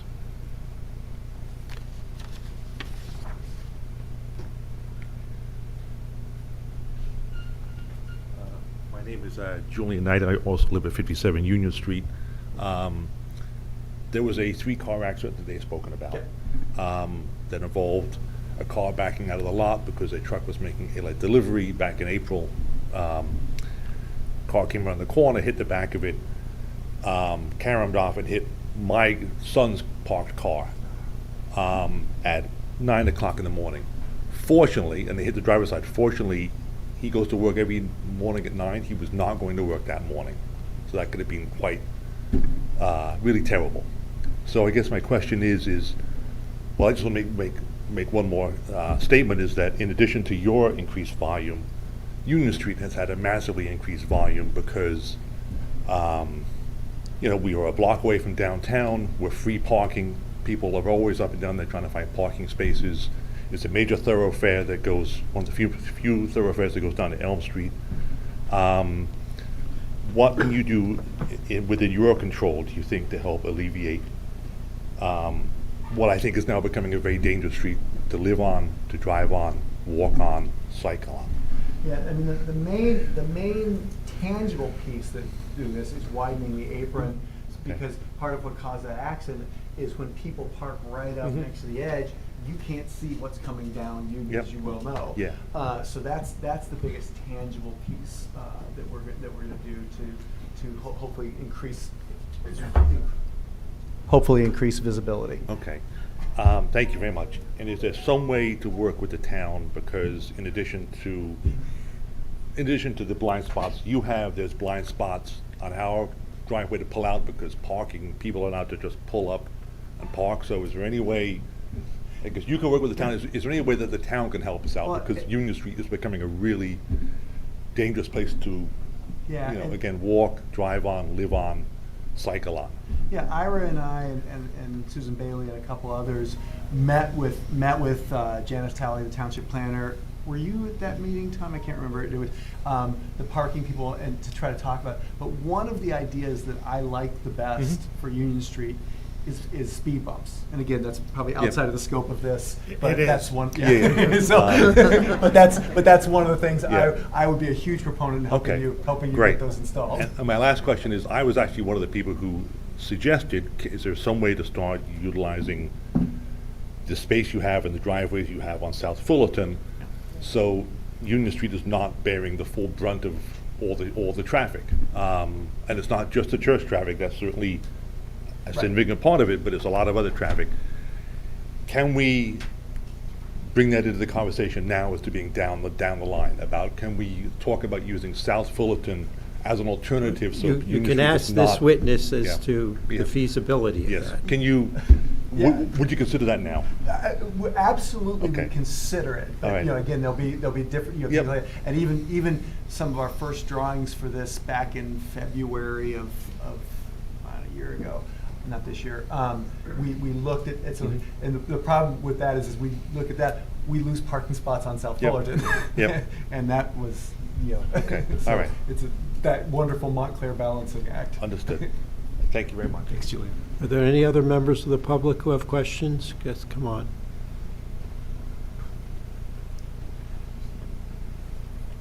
Hi, Pat Lytle at 40 Union Street. A few questions. One, if you expand the apron going into your driveway, does that eliminate some of the street parking spaces? No, it's 4 feet. So we looked at it and worked with Janice Talley, the township planner, and it was not. It actually was her suggestion, and so we don't believe that would eliminate a spot. You don't believe, but you're not sure. I haven't blocked it out, but Janice's suggestion was probably not one that was going to eliminate a spot. My next question has to do a couple of, I guess, trash-related questions. To the extent that you're distributing to-go meals, is there a plan to collect that trash? Because many of us who live in the area find discarded meal containers, some that still have food in them. So the biggest, another piece of the ongoing project, actually even more so than this one, is when we have the dining room back, we will be doing sit-down meals again. And we will likely be having more meals inside, so we'll be distributing fewer to-go meals. But still distributing some. Still, I'm sure Yeah. we'll still distribute some, just in the way the population works. I wonder if a solution is more public garbage cans in our neighborhood, because the closest public garbage can is the library, I think, right? I don't know. I think that's the only one I know of, yeah. And also guests of the program who will take their meals and they'll sit down on the steps of neighboring properties, across the street, down the street, whatever. And again, part of it is, as we have the dining room back and are able to serve more meals inside, we should see a significant reduction in that. And my last question has to do with the rats, because many of us who live in the neighborhood, we see rats. You said you don't see any rats. I'm sorry, but we see the rats. They like you better than me? And I don't think it's funny, actually. So I'd like to know more about the plan to control the rats from your food operation. Yeah, the dumpster enclosure should, if the dumpster is contributing to it, the dumpster enclosure should help alleviate that, and will give us a more focused place to place the traps that our regular exterminators use. Yeah. Thank you. Are there any other members of the public who have questions for this witness? I'm Victoria Perlman. I live at 58 Union Street. And just in terms of the exterminator, since we have a lot of birds and wildlife, and I'm just concerned about like what types of, and I don't know if you know this, poisons that they're using. Are you using something that's, that not poisonous poison, or like, because we used to have a lot of hawks and things, and now they have disappeared because they eat the other animals that have the poison. So can you look into that? Yeah, I'll look into it and get back to you and see what we're using, and Western Pest is our supplier, and we can talk to them about what would be. Yeah, because we strike use the right balance. the non-toxic toxic stuff in our rat traps. So I was just hoping that maybe you could also so let me look into that let me as talk- well. Yeah, absolutely. Because we do have a lot of wildlife, and we'd like to preserve it. So Amen, minus the rats. Yeah, thank you. Yeah. Any other members of the public who have questions for this witness? Okay, you want to call your next witness? Oh, yes, sorry, Jackson Bangs.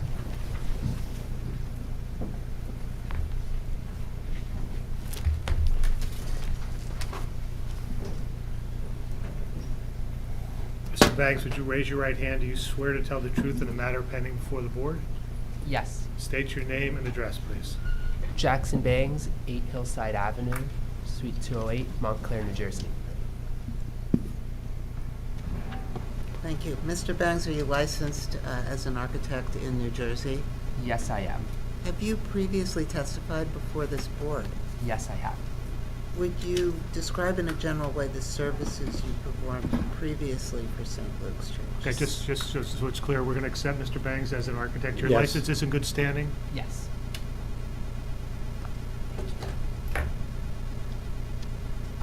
Over the last 5 years or so, Sionis Architecture has designed several improvements for St. Luke's Church and for Tony's Kitchen in particular.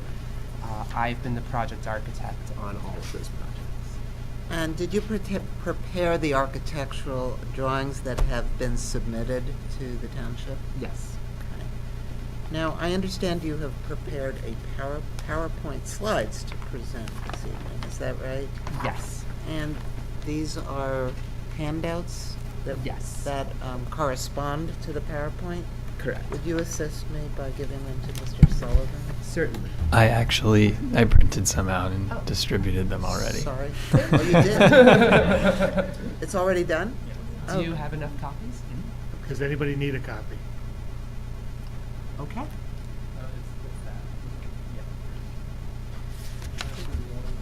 right, we should mark that as Exhibit A1. Good. Okay.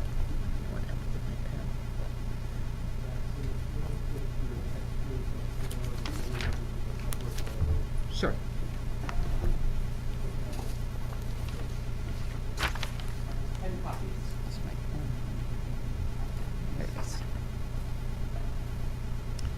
Would you, at this point, do you want to begin the PowerPoint, or I'm going to ask you to describe the application? Yeah, we'll leave it on this slide for now. We'll go Okay. through it gradually. So would you describe the application? Yeah, a lot of this has been stated already, but over the last several years, as we all know, there's been an increase in the volume of food distribution provided by St. Luke's Food Ministry, Tony's Kitchen. The purpose of this application tonight is to address the effects of those activities by creating a more aesthetically pleasing face to the neighborhood in the areas of the property impacted by Tony's Kitchen, and reducing traffic in the church's parking lot to the greatest extent possible. Would you describe the site and the building? Yes.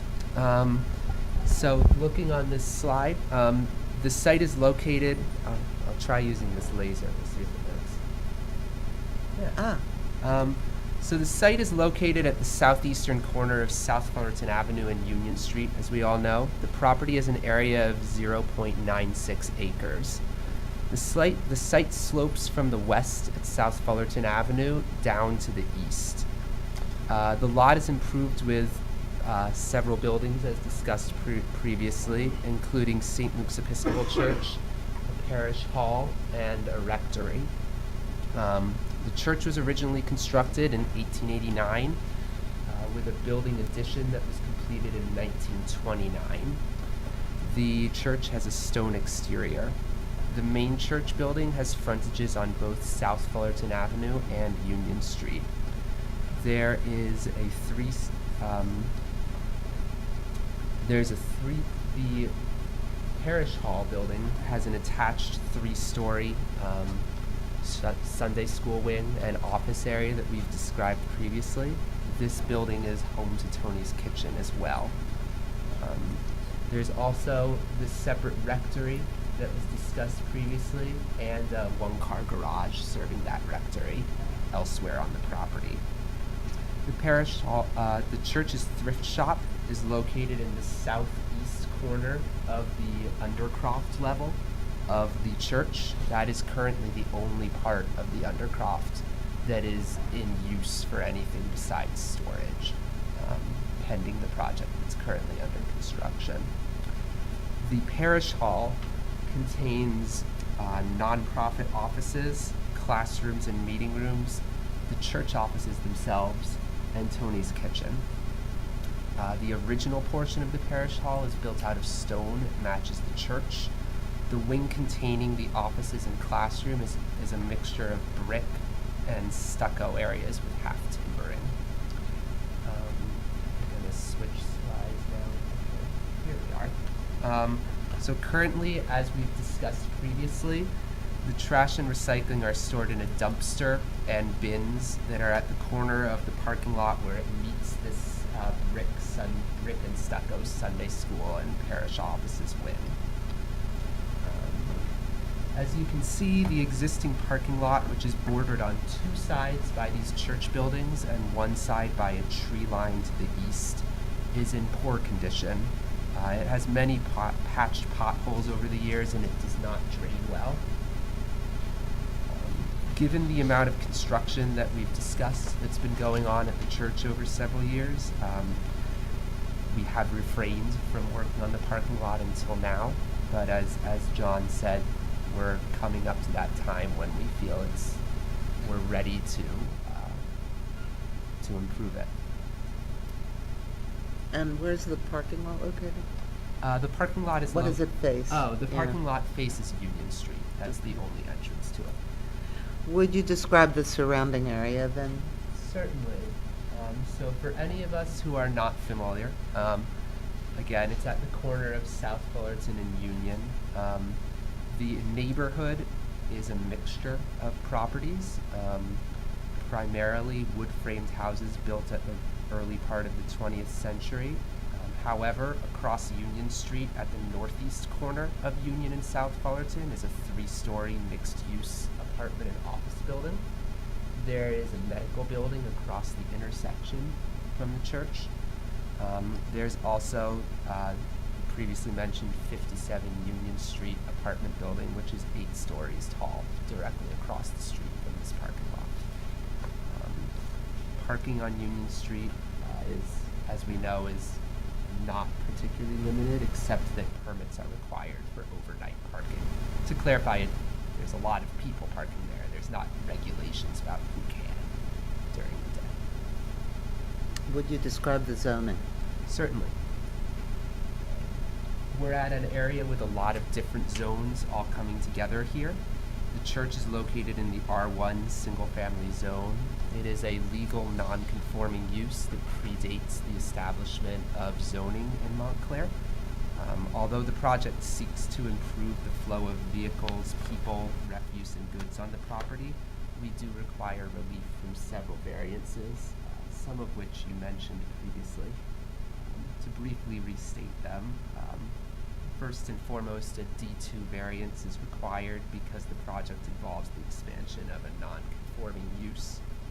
To achieve the desired purposes of this application, the church seeks variances and exceptions from certain code provisions that we'll go into detail later. And if I might add, we do expect Mr. Sionis to go in more detail into that area. So would you describe the proposal regarding the addition? Certainly. Meaning the enclosure? Yes. Yeah. Yeah. This application is to construct an addition approximately 17 feet by 22 feet. The purpose of the addition is to enclose this dumpster and recycling bins that are located on the parking lot of the property. We want to do it in an aesthetically pleasing manner and to reconfigure and repave the parking lot to improve vehicular circulation associated with the delivery of food to Tony's Kitchen. As we've discussed, the church is in the process of improving the parking lot and its appearance by creating access to an approximately 5,000 square feet area of unused space. Would you give us a description of the drawings you've prepared relating to the proposal? Certainly. So here is our proposed site plan. This drawing is effectively the same as the drawings that we submitted previously, the difference being that it is colored so that it's easier to read on a screen, and that a few dimensions have been added for greater clarity. So I want to start off by emphasizing again that the goal of this project is to improve vehicular circulation on the site, reduce congestion, and to store refuse in a better way. In short, this project is not to expand Tony's Kitchen operations, just to improve what is already being done. We are proposing several modifications to this portion of the church's campus in order to do that. As was touched on, we're proposing to widen the driveway apron from 16.2 feet to 20 feet to allow cars to potentially enter and exit at once if need be, but also to make the sight lines better so that there's more space on either side of you as you're driving in or out. We're also extending the lot 4.25 feet east, which is to allow for better maneuvering between parking spaces in the lot, which will mean that we will not just meet but exceed the town standards for width of a drive aisle. Currently, there's no designated loading zone in the lot. We're proposing one at the right, to the right, which is the east side of the lot, just north of the proposed trash enclosure. Should a vehicle larger than a delivery van, such as one of the box trucks that generally make deliveries, approach. We're proposing an extension off of the main bulk of the property of the parking lot toward the tree line, approximately 12 1/3 feet deep. There's several mature trees here that we don't want to endanger, so we're proposing that this extension, not the parking lot itself, just the extension, be filled with these plastic grasscrete-like pavers. I have some images of what they generally look like during construction here. It's a plastic grid. It's designed for fire truck access in places like golf courses, which is then filled with sometimes gravel. In this case, we're proposing sometimes grass. In this case, we're proposing gravel because of the shade the area gets, which will stabilize the gravel, prevent it from being moved around so much. But the goal of this is really to not damage the root systems of the existing trees where we decided we really needed to get close to them by keeping the structure as lightweight, as permeable, and as shallow as possible. I'm gonna step back here now so you can see the plan better. I want to mention that this loading zone is wide enough at more than 16 feet not 16 feet, at more than 20 feet wide, 19 feet wide, to accommodate more than 2 parking spaces on days like weekends, like Sunday morning, when there's no deliveries being received.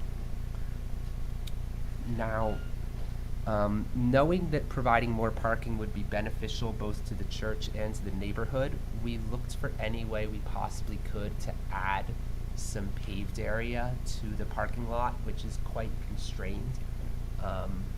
We realized that we could add 2 spaces close to the church wall where the parking lot currently doesn't extend to, which is how we've been able to increase the amount of parking provided in spite of adding this designated loading zone. Turning to the trash enclosure that we've discussed, it's in the lower right-hand corner of the lot. Here it's shaded in a darker brown than the rest of the church. We determined what size it should be based on observations of the amount of trash and recycling that were generated by Tony's Kitchen over the course of several years. Since we've been working with the church for a while, we've been there very frequently. Could I just stop you for a minute? So Sure. are you saying that the dimension of the enclosure was correlated to the current Yes. garbage and recycling Yes. activity? Yes. Yeah. I just wanted to Yeah, be sure of that. we anticipate that all of the trash and recycling generated by the church in general, not just Tony's Kitchen, but everyone there would fit comfortably inside the building. In front of the 2 doors or gates to the trash enclosure, there are 2 parking spaces that we're designating for authorized vehicles only. Obviously, in the mornings when trash and recycling pickup is occurring, those spaces would need to be empty. But since we know when that happens, we can park vehicles such as the 2 Tony's Kitchen vans there elsewhere at other times of day, which frees up the other parking spaces for other users of the property. It also puts them in a very convenient location for loading them because it's very close to the door to Tony's Kitchen. Mr. Banks, could you, sometimes it's hard to see all these little numbers, could you actually walk us through where the parking spaces are? Sure. So over here, there's 2 parking spaces fronting the church, one being the designated handicapped space, the other being a standard parking space. Both of those will be served by an electric vehicle charger, which is a requirement, a good requirement in New Jersey now of all reconfigured parking lots. The parking spaces extend along the west side in much the same way that they currently do, except we've managed to add one more by moving the handicap space around the corner, which allows room for 2 parking spaces where there was 1 previously.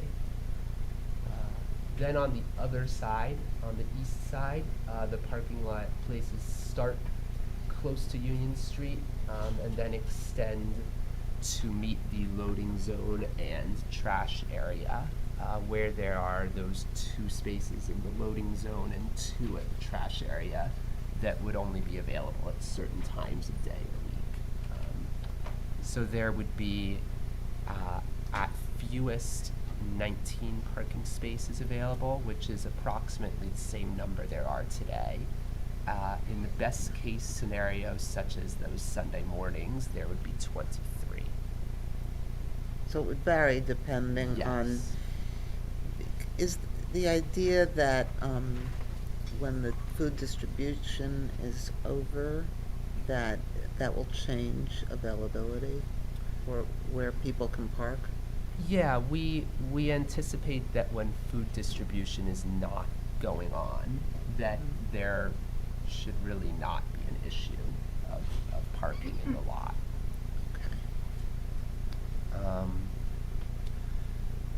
In terms of just continuing to walk around the site, it's hard to read on here, but we did survey all of the existing trees on the eastern property line. If you have excellent vision, you can read them as they're written there. We have made every effort to preserve them, but we do anticipate 5 of them will need to be removed due to the construction of the various things we're proposing. Of those 5, 2 of them are greater than 8 inches in caliper. The other 3 are quite small.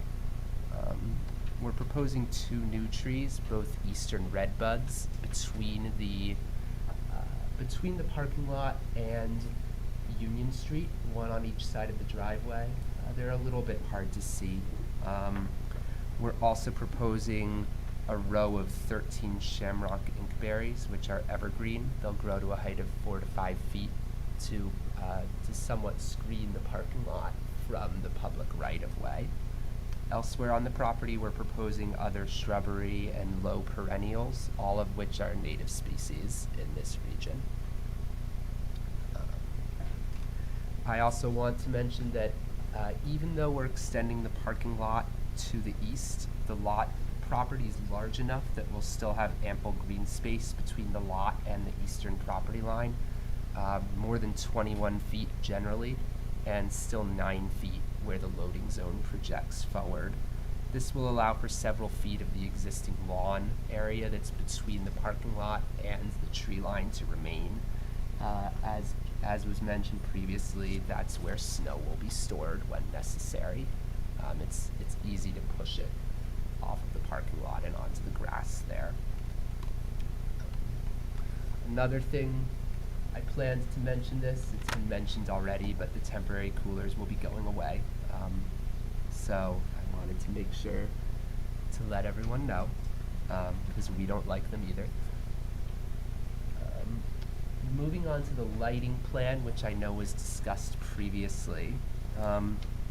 We're proposing 6 new fixtures, which will be Gothic in style to comport with the church. There's an image of one there, what they'll look like. The design that's shown here very nearly complies with the town's lighting standards. We'll work with our lighting consultant to improve it further.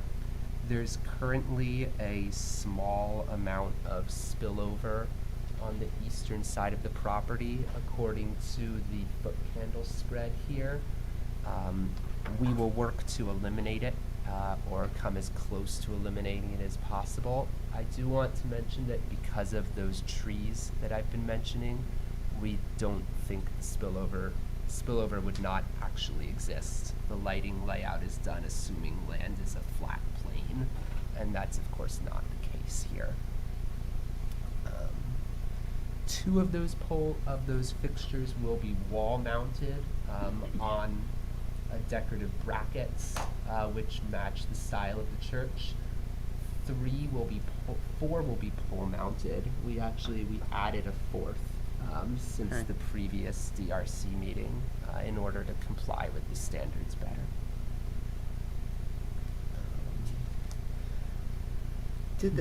I want to ask you, we were before the Historic Preservation Yes. Committee, right? Were there any concerns about the lighting or the styles of anything that needed to be addressed? It was not discussed at all. Okay. The colonnade was more the focus? Yeah, the colonnade was discussed. Anyone who's looked at the original drawings that were submitted might remember it. The commission was split as to whether it was appropriate or not, right down the middle. After listening to their feedback and looking at our plans for how the space would be used more carefully, we decided to eliminate that colonnade at this time. Benefit of that is we picked up 2 parking spaces. Okay. Now, in terms of things we did talk about with the HPC. Good. Yeah, the trash enclosure, you can see it drawn here. Wrong thing. So this is the existing facade of the parish hall and offices and schools building. The parish hall is to the right. It's the stone portion. The schools and offices wing is to the left. You can see the trash enclosure drawn on the left-hand side. So many years ago, there used to actually be a house attached to that large blank brick wall that's on the left. That's why the wall has no windows there. It was demolished at some point, I don't know why, but we were left with this big blank wall, 3 stories high, facing the street. And so when we had to consider where this trash enclosure should go, which would inevitably be in front of this building somehow, because the entire parking lot is, it looked like a great opportunity to attach that enclosure to the building, and also to add some interest to this otherwise blank brick wall. So we picture this enclosure as something that's roughly similar in scale to a residential garage. It's low, its walls on the sides with sloped roofs are roughly 9 feet high. The ridge is about 14 foot 2 inches in height. It'll be built out of brick that's as similar to the existing brick as possible, and that will build a parapet out of that brick, which you see in this drawing. It mimics the parapet on the church above, on the parish school building above it. But this parapet will peak at 16 foot 2 inches high, obviously, instead of the 3 stories there. But it'll relate to the parapeted gable. We considered ventilation of the trash enclosure, which is obviously an important thing when you've got a lot of trash. We are proposing that we ventilate this through openings that are proportioned similarly to windows, but instead of glass have metal grills in them with punched openings, which will allow for some airflow but not allow for visibility through them. Looking at the east and west elevations, you'll see 2 wide openings on the west side, which faces the parking lot. This will allow for dumpsters and recycling bins to be moved in and out easily. The gates on them will be standard metal fence gates, but we will attach metal panels to the rear of them to make it less visible on what's inside. On the opposite side, we're proposing a couple more of these window-like openings for ventilation, which we think will also add some interest to the facade. It's not just a blank wall. Something like a radiator grill kind of look, but we're not quite sure yet. We really think that this enclosure, as it's drawn, will not just be functional, but also be a beautiful addition to the architecture of St. Luke's campus. I have a few follow-up questions on that.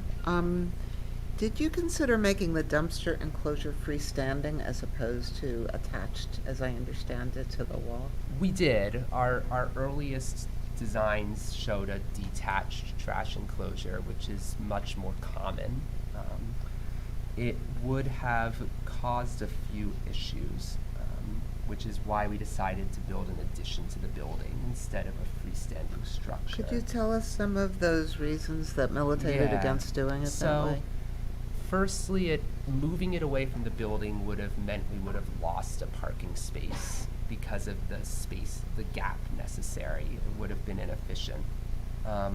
But it also would have caused us to interfere with several more trees. There's not as many of them close to the building. There's more that are farther away.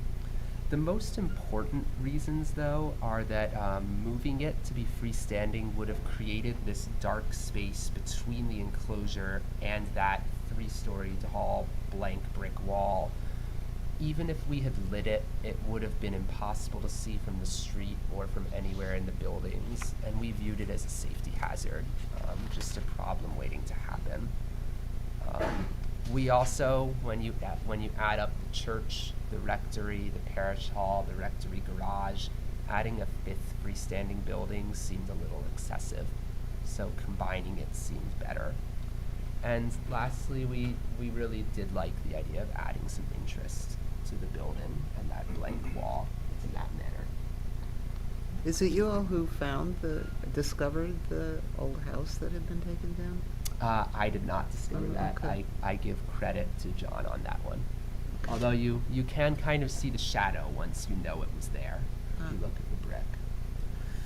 Now, is it correct that the proposed addition has a setback of 6 feet from the rear property line? Yes, and that's because we envisioned this, even though this is attached, we envision it as something of an accessory building. So we decided that complying with the 6-foot setback requirements for an accessory building was an appropriate number to choose. Because actually, I mean, according to code, it would be what, 41 or so feet? Yes, because this is a corner lot, the geometry of the lot is such that this side yard is considered the rear yard, which means that we would need a setback of 25% of the lot depth, not 6 feet, which works out to 41.4 feet, which obviously would put us somewhere in the middle of the parking lot. So I take it that wasn't even a consideration? No, Okay. we ruled that out very quickly. By the way, what's the rear yard setback for the existing parish hall building? That in building is location? set back roughly 5 foot 9 inches. So it's almost exactly Right. the same as the addition? Yeah, we decided to set it back slightly. The 6-foot number seems like a better number. Now, are you able to tell us the calculation of the total increase of impervious coverage that is resulting from this proposal? Yes. Okay. Adding up the proposed addition for the trash enclosure and the net increase in asphalt and concrete and other impervious surfaces, we gain 1,604 square feet. Does that tally include gravel, the proposed gravel? Yes. Okay. And what, is that because the town regulations require hard believe surface so, in yes. in a parking lot? Yeah, and any driving surface is considered impervious for purposes of this regulation. Am I correct that the church proposes using stabilized gravel for the surface of the turnaround? I think you've testified Yes. to that, right? Yes. And why was that proposed? Can That you was done explain? in particular because of a really majestic white pine tree that you can see, the tallest one in that image, which is not too far away from where we're proposing this trash enclosure. Or, sorry, this turnaround area. And we wanted to do everything we could to save it. Does the proposal include any signage modifications? No. And I think you've indicated there's a handicap space, so Yes. it's ADA compliant. Yes. And how many trees are to be removed? We expect 5. And you've indicated that you or Mr. Sionis have identified all of the Yes. trees on the easterly side? We waited around in the poison ivy so that we could measure them all. What provision is made for landscaping at the southwest corner of the parking lot in front of the existing covered porch?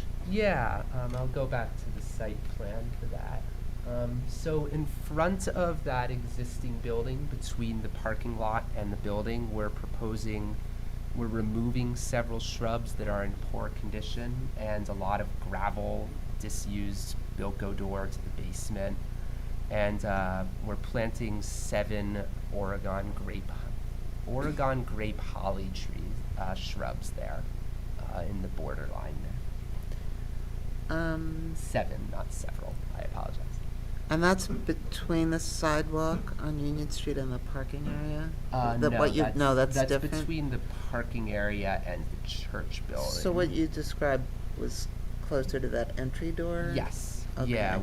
Between the sidewalk and the parking lot, we're proposing the shamrock inkberries, which are evergreen, 13 of them.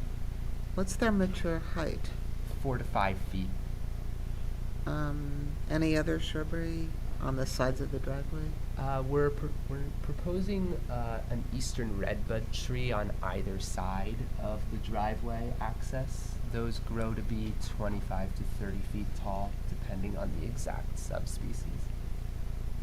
I think we've covered the lighting issue, then you've explained, do you have anything to add to that? I think you've explained what's going on with the lighting.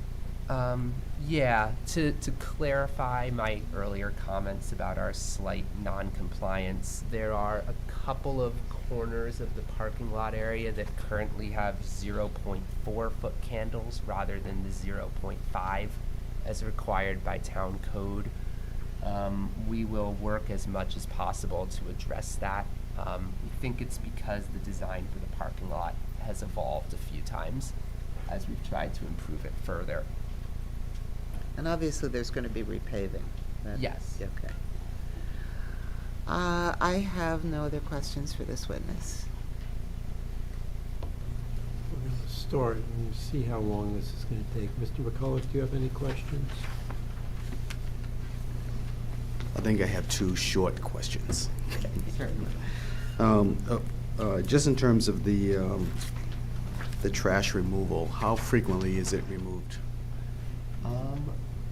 2 times a week. I believe it's removed twice a week. Twice a week. I think I can inform you that's been confirmed by those most knowledgeable, that it's 2 times a week. I think it's Tuesday and Friday. Tuesday and Friday. Yeah.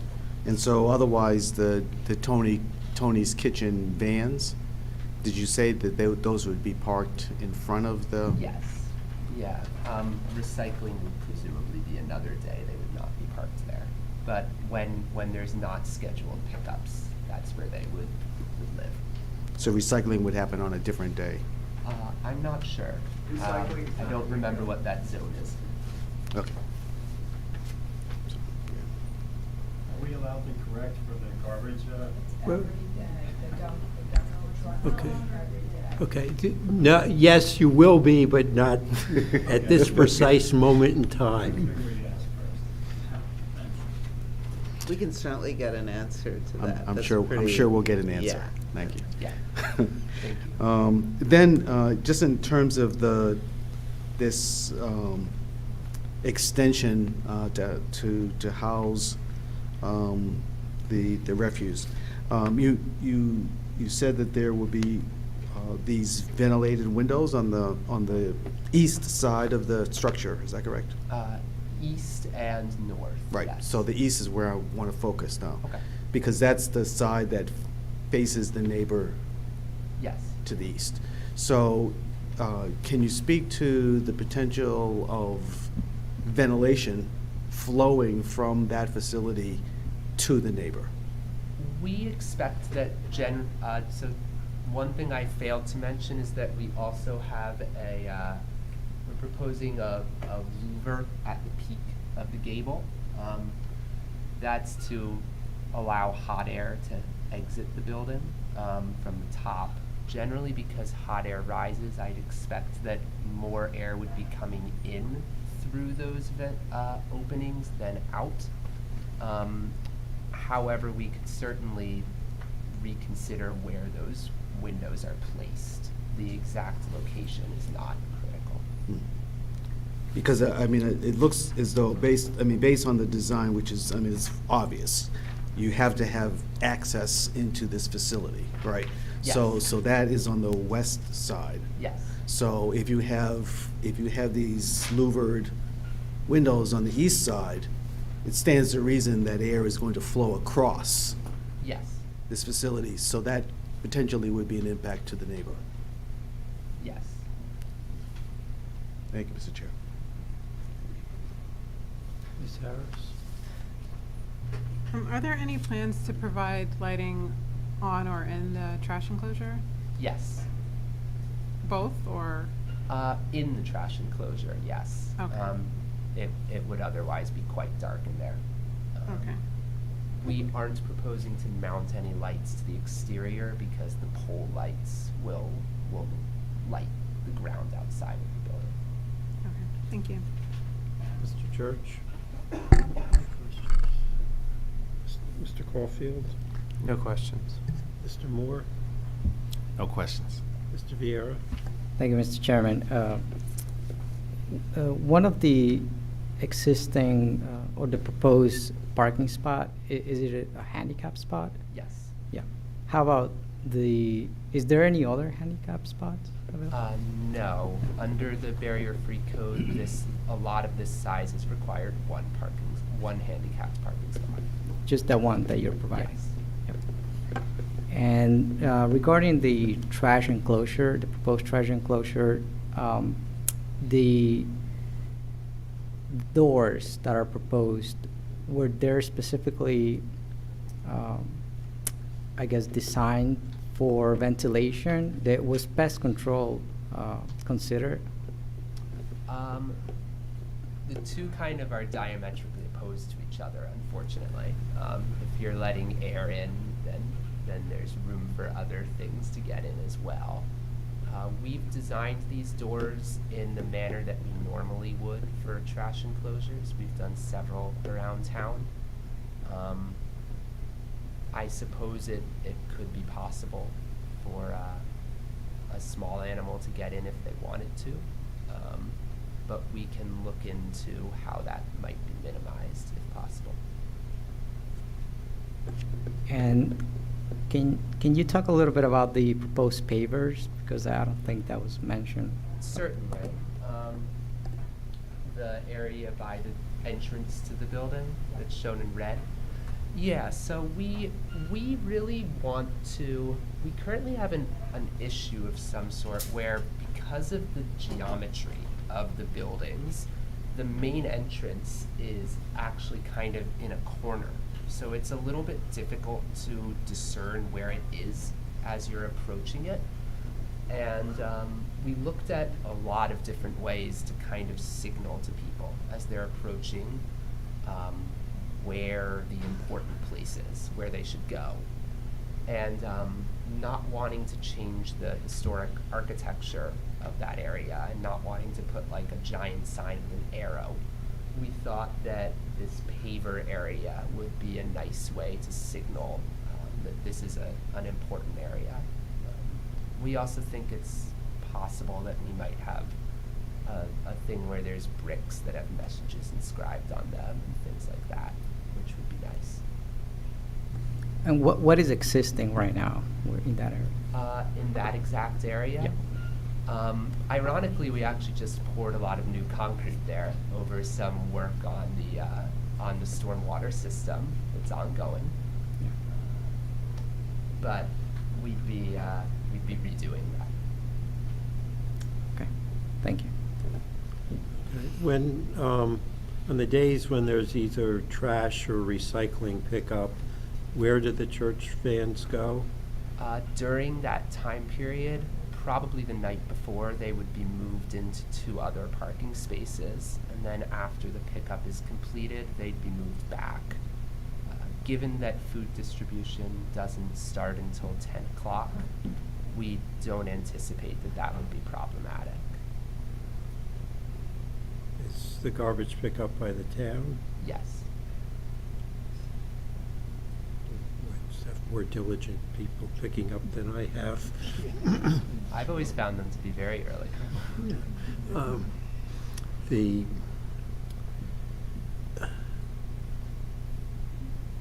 How do you ensure that the doors to the trash enclosure will remain closed after whether it's the garbage truck coming and picking up or when someone's dropping something off?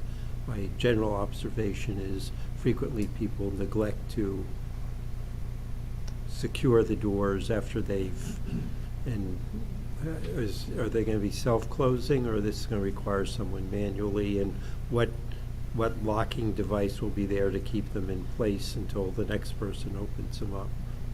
That's a very good question. We haven't considered automatically closing gates, but it's certainly something we could look into. I wasn't familiar with that being a problem, but that does make sense.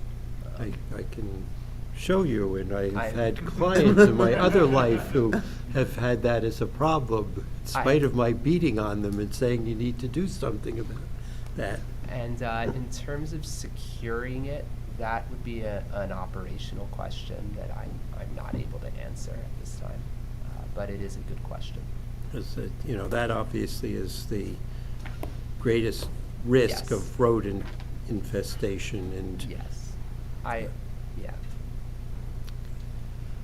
Are there any members of the audience who have questions for this witness? Okay, come forward. Victoria Perlman, 58 Union Street. A couple questions for you. Sure.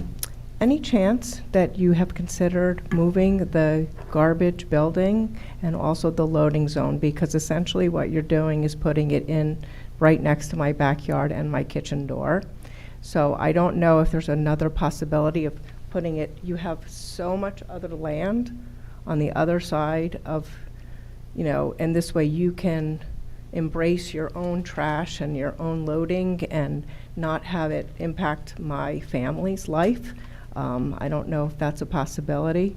I know that it's aesthetically pleasing for you all, but it's not going to be aesthetically pleasing for me to sit in my backyard and have the fumes from the garbage and the fumes from the truck that's literally next to my back door. Well, we considered a lot of different options for where to locate the trash enclosure, and we concluded that this was the only one that worked. For you? For the site in general. Right, but maybe I think we should really try and consider doing it on the other side, possibly. I don't know. It's really very unappealing. And it's really going to kill my property value completely. No one wants to move into the house next to the dumpster. If the parking lot was not 3 feet away from the church on the other side, we probably would have considered that. But given that we have a dumpster, there's unfortunately just not room over there. It's not working for me though. So I really hope you try and figure that out better because it's not working. Thank you. Thanks. Any other members of the public? We'll stay with the Perlman family on this one. I'm the husband. Okay. Do I have to say my name again? Oh, Eric Perlman, 58 Union Street. Hello. Hi.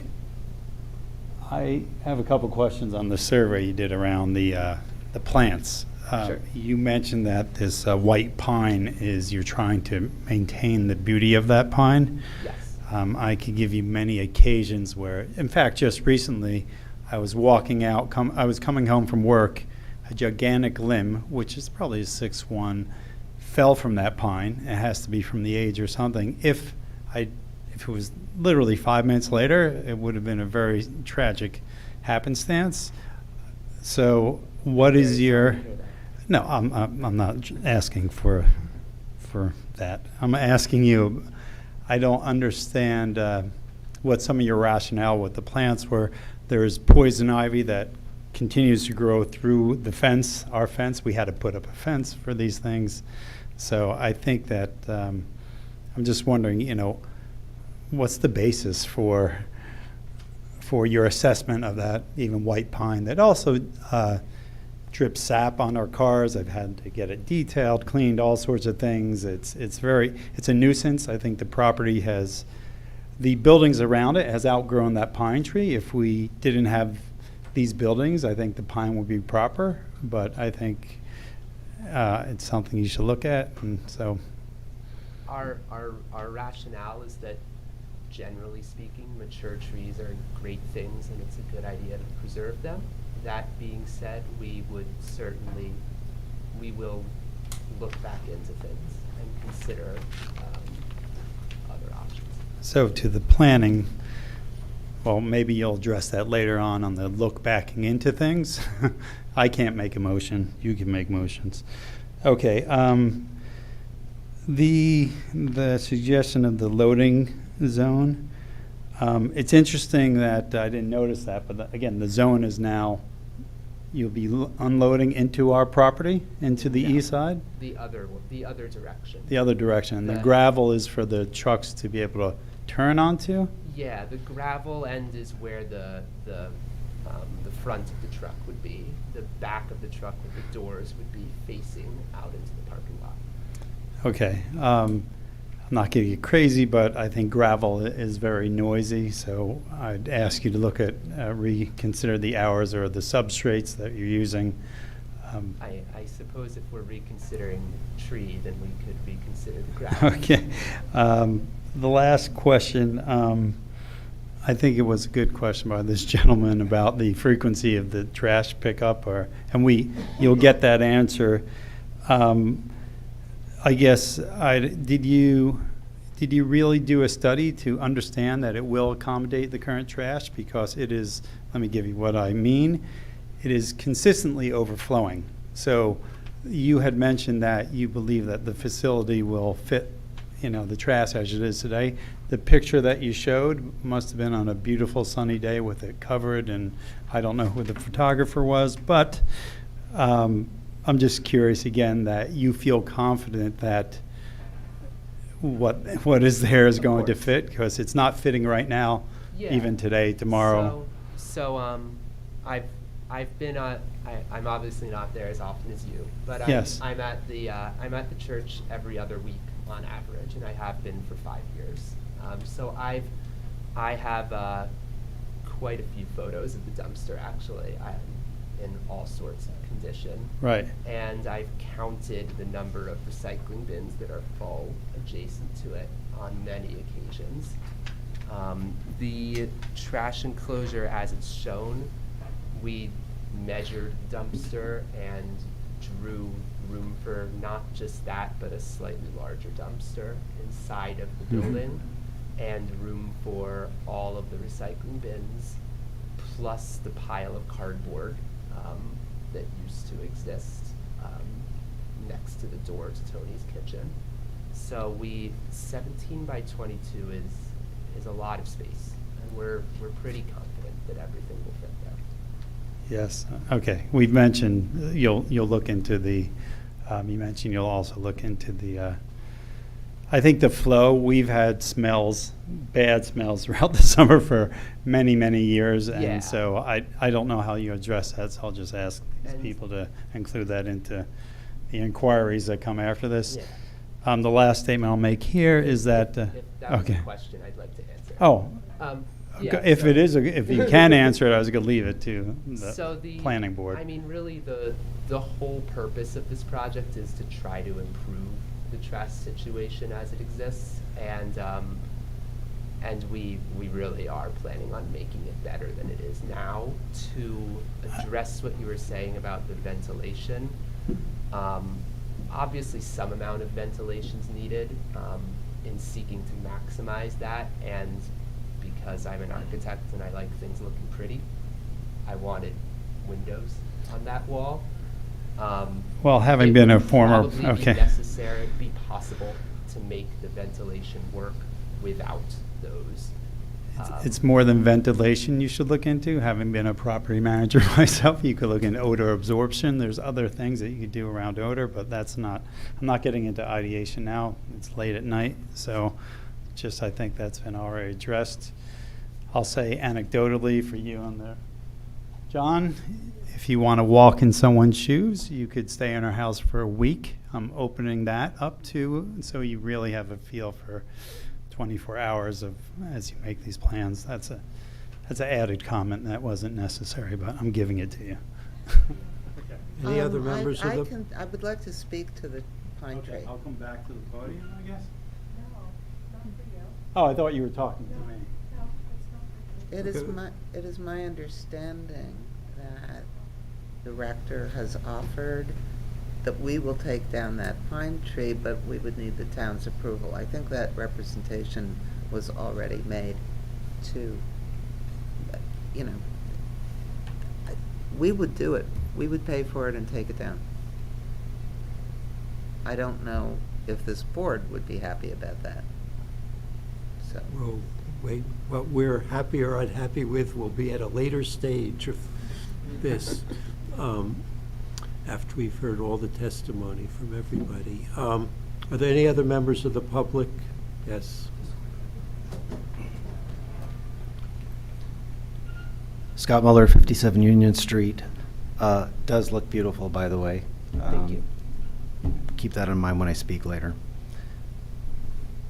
These bushes that I see on either side of the apron, Yes. I witness a lot of foot traffic on that sidewalk, and my immediate concern just looking at that is that drivers leaving the parking lot, especially backing out of the parking lot, are not going to see pedestrians coming as they cross that apron.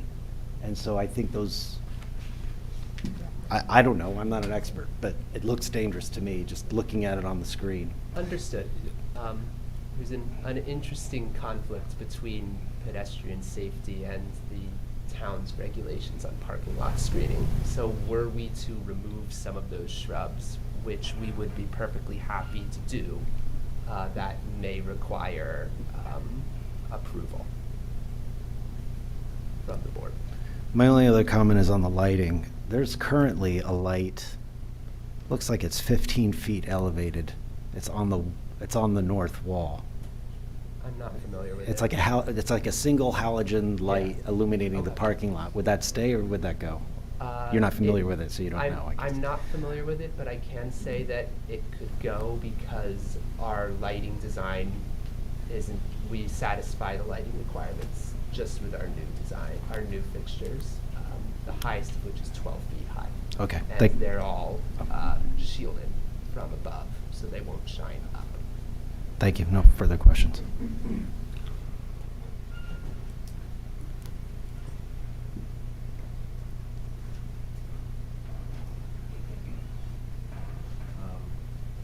Julian Knight, 57 Union Street. My bedroom overlooks the parking lot.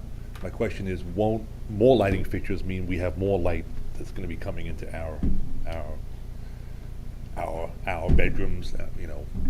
Yeah, so the one thing with lighting design nowadays is that when we install new fixtures, we generally try to install what are called cutoff fixtures. Okay. Unfortunately, the computer went to sleep when I showed you a picture. But if you can picture a street light, like a decorative street light, it would mean that the top is opaque. So all of the light that's generated is directed downward. Okay. So if you were to look out your window, the ground would be illuminated. There we are. So the ground would be illuminated, but if you were just looking straight out the window, there wouldn't be light shining up toward your eyes. It would all be going downward. Okay. All right, thanks. Anyone else?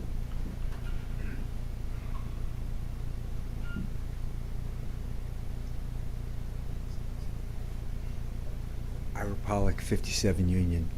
I just want to reiterate, public safety trumps putting some trees in the driveway. When we talked to our Reverend Mannell, purpose was Okay. to enlarge the driveway. Just to ask questions, Okay. you can Okay. comment another night. Public safety should trump. Come up.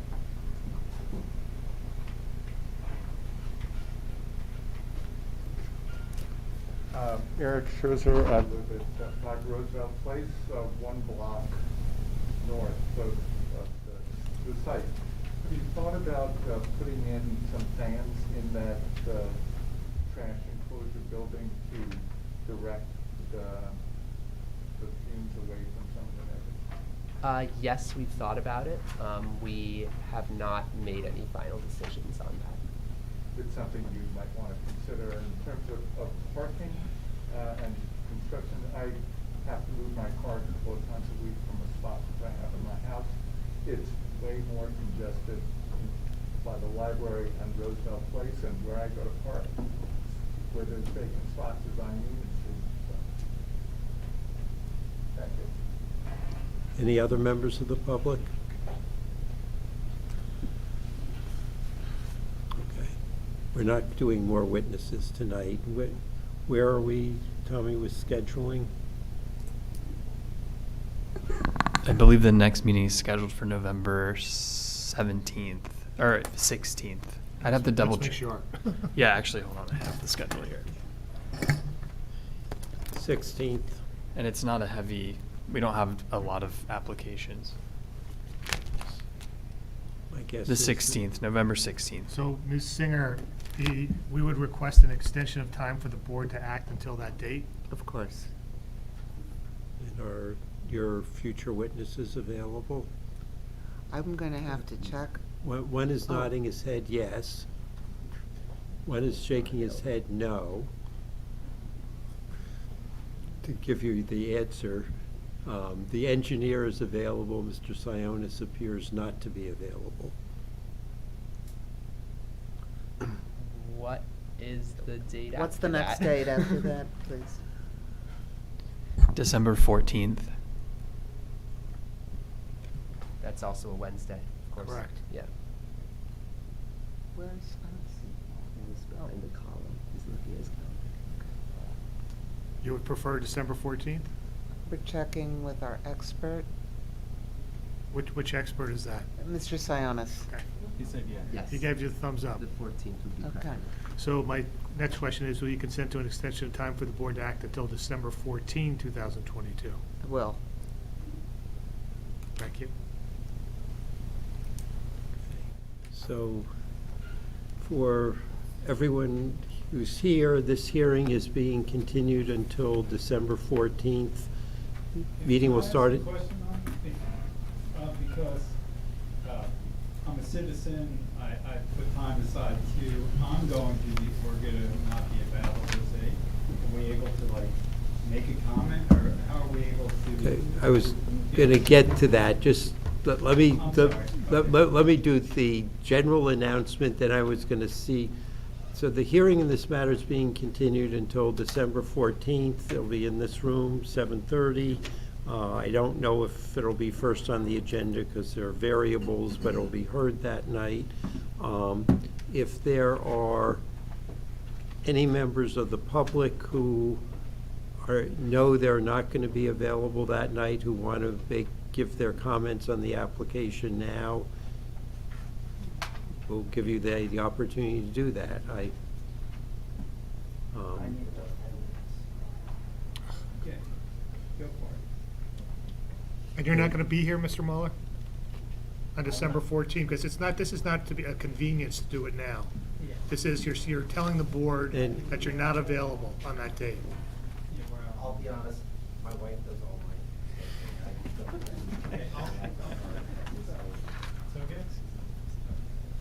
You're definitely not available. If you show up, we do horrible things to you.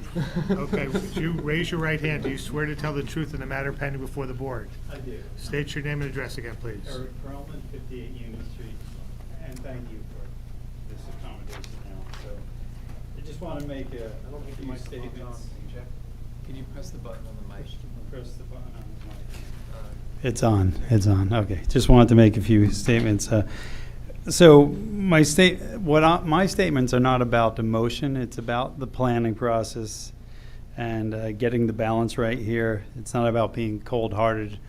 I believe in what they're doing. I believe in the minister and that they're doing good work for the community. So there's three areas I want to cover. The first is the current proposal. The second is what I call the real issue. The third is what it's like to live next door. I've mentioned some of that tonight. The other area is really what the big question is, and I'm going to give I'm going to leave you with some of my recos. On the current proposal, which does get to the big issue, it's not really addressing the fundamental issues completely, which is traffic that you haven't gotten to, which is safety that we've had a lot of testimony, I'll call it, about. What's happened for me is that this has grown into a commercial operation in a residential zone. That's really what is happening here. And we just have to, we're witness to it, we have to understand it. From my understanding, it's also become more of a logistic hub. Think of it as Amazon in your neighborhood, though it's not, that's quite an extreme statement. It's not that extreme. In the past, I'll just give you what it's like living there or currently. When we first moved in, it was a church where it's a smaller population and soup kitchen. My children have grown up there for the last 12 years. They volunteered there.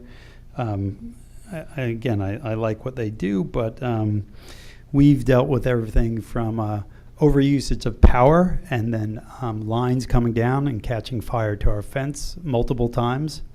We have dealt with rats. We've dealt with trucks waking up our family different times of day and night. We've dealt with currently refrigerator trucks running with emissions that are terrible. I get a refrigerated truck. It does need to be running. They can't shut it down. Other things. We have to now turn right often instead of left out of our driveway, and I commute to the left now that I can go back to work a couple days a week. People just this weekend were sitting on our lawn. Now, I don't personally mind that, as a woman with her child, so I get that in the community. But the trash, people have mentioned, every day we're picking up refuse along our street.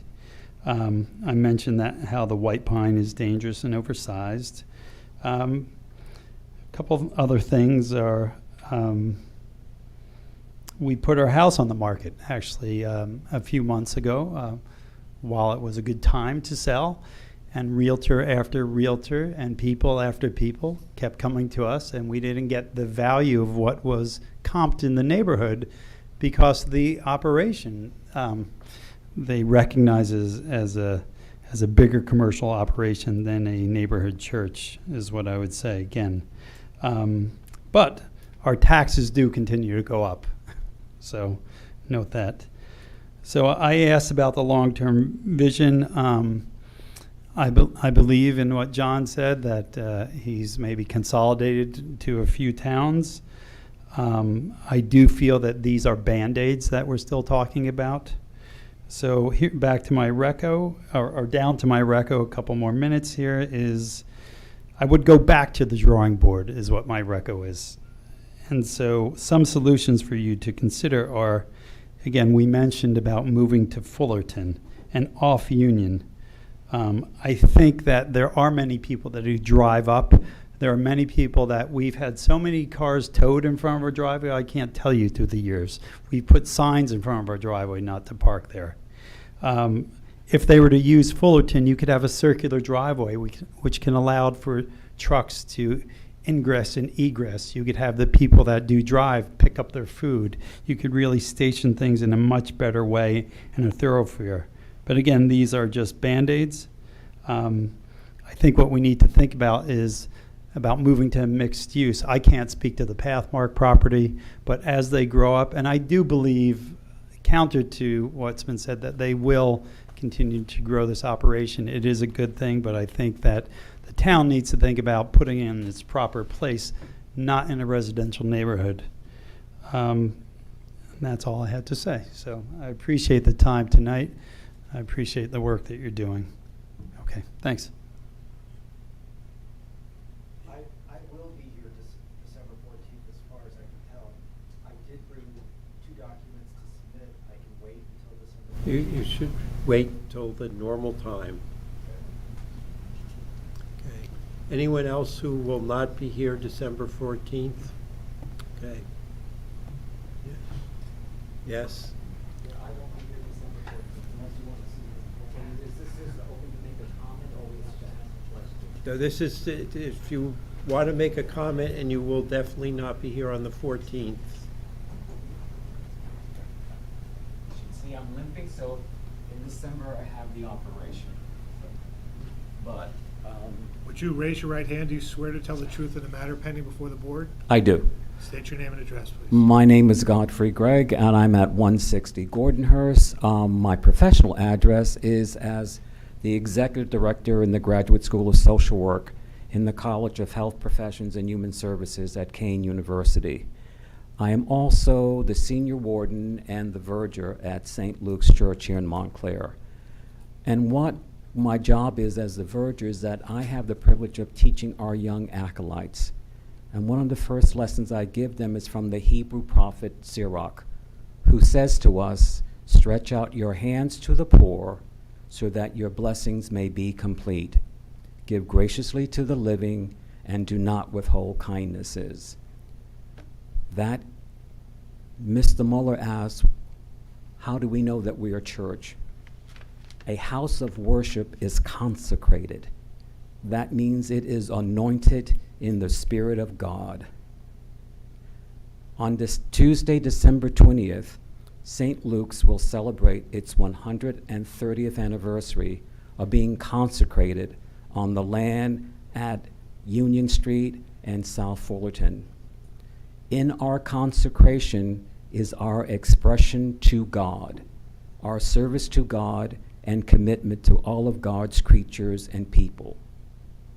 Tony's Kitchen is our ministry to the poor, to those who, as Vice President Hubert Humphrey said, who live in the dawn of life, the twilight of life, the shadows of life, and the margins of life. Our moral compass is to serve those in all those categories. And that is what St. Luke's is committed to do, and God willing, we will do for the next 130 years. We are working diligently with the Township of Montclair and the towns of West Orange and Bloomfield to feed those citizens who are the most vulnerable. And as I tell my students at Kean, I would like for you, as your social work degree, to volunteer at Tony's Kitchen, because this is what we do. So, in respect to Mr. and Mrs. Perlman and the other gentleman that made the comment about Union Street, thank you. It has become a dangerous street. And as a community, we do need to address that. But let's not address things to the detriment of those who have lesser bounty than we do. So, if you ever come to a service at St. Luke's, and we do invite you, you will notice that I sit right behind Reverend Mannell. I have his back every Sunday, and I certainly have his back tonight. And as you can see, a huge number of our parishioners have his back, and therefore the back of Tony's Kitchen. And I would like this august board to remember that as you make your decision about this proposal. Thank you and good night.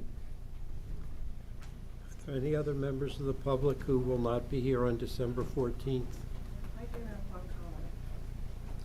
Would you raise your right hand? Do you swear to tell the truth in the matter pending before the board? I do. Name and address, please. Victoria Perlman, 58 Union Street. So, thank you for your comments. We are not interested in vilifying Tony's Kitchen in any capacity. We just want to, we're part of the community, and we just want it recognized that we live next door, that we have as much rights and would like to be treated neighborly by the church. And in terms of what they're doing, it's great for the community, but this operation is really impacting our quality of life. And I think that that just needs to be recognized. Thank you. Anyone else who won't be here on the December 14th?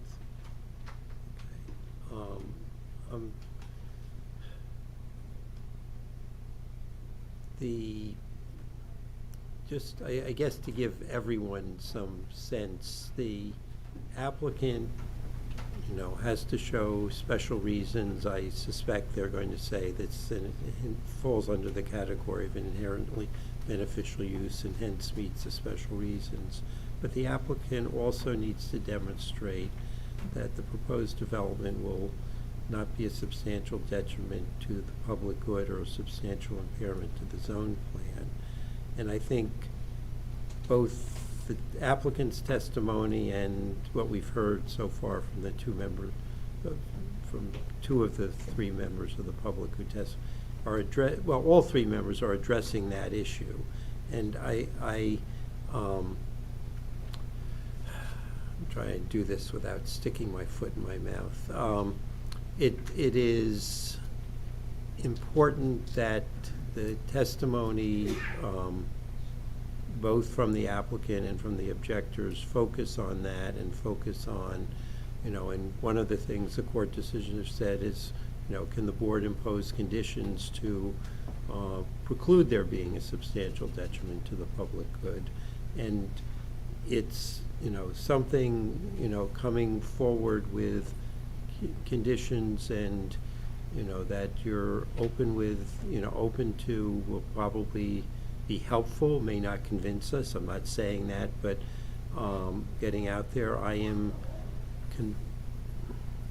concerned, everyone has recognized there's a traffic parking problem that,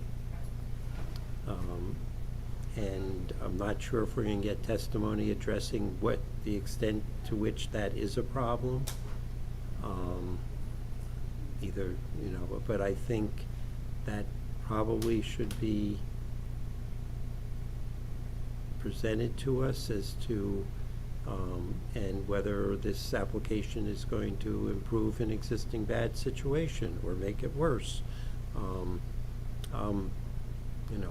It's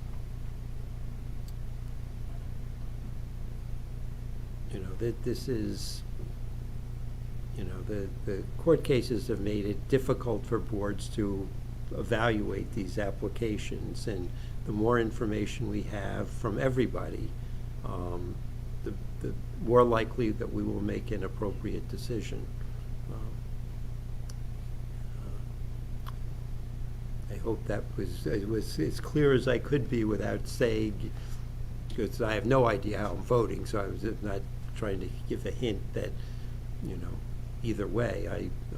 But the more information the board has in terms of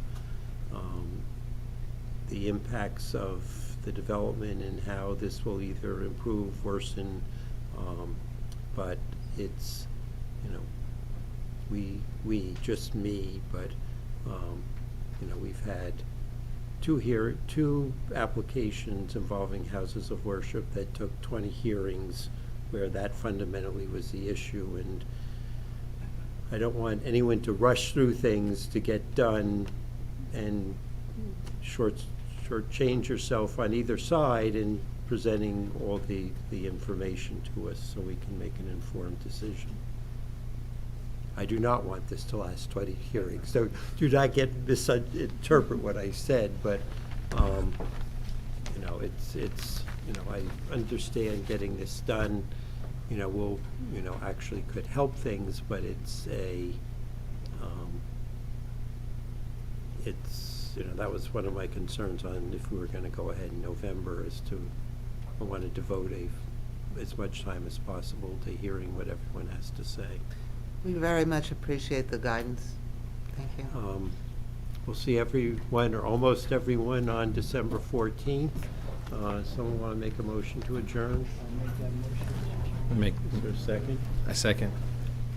And before we vote. It was great to be back in person. This would have been exceedingly difficult on a virtual meeting.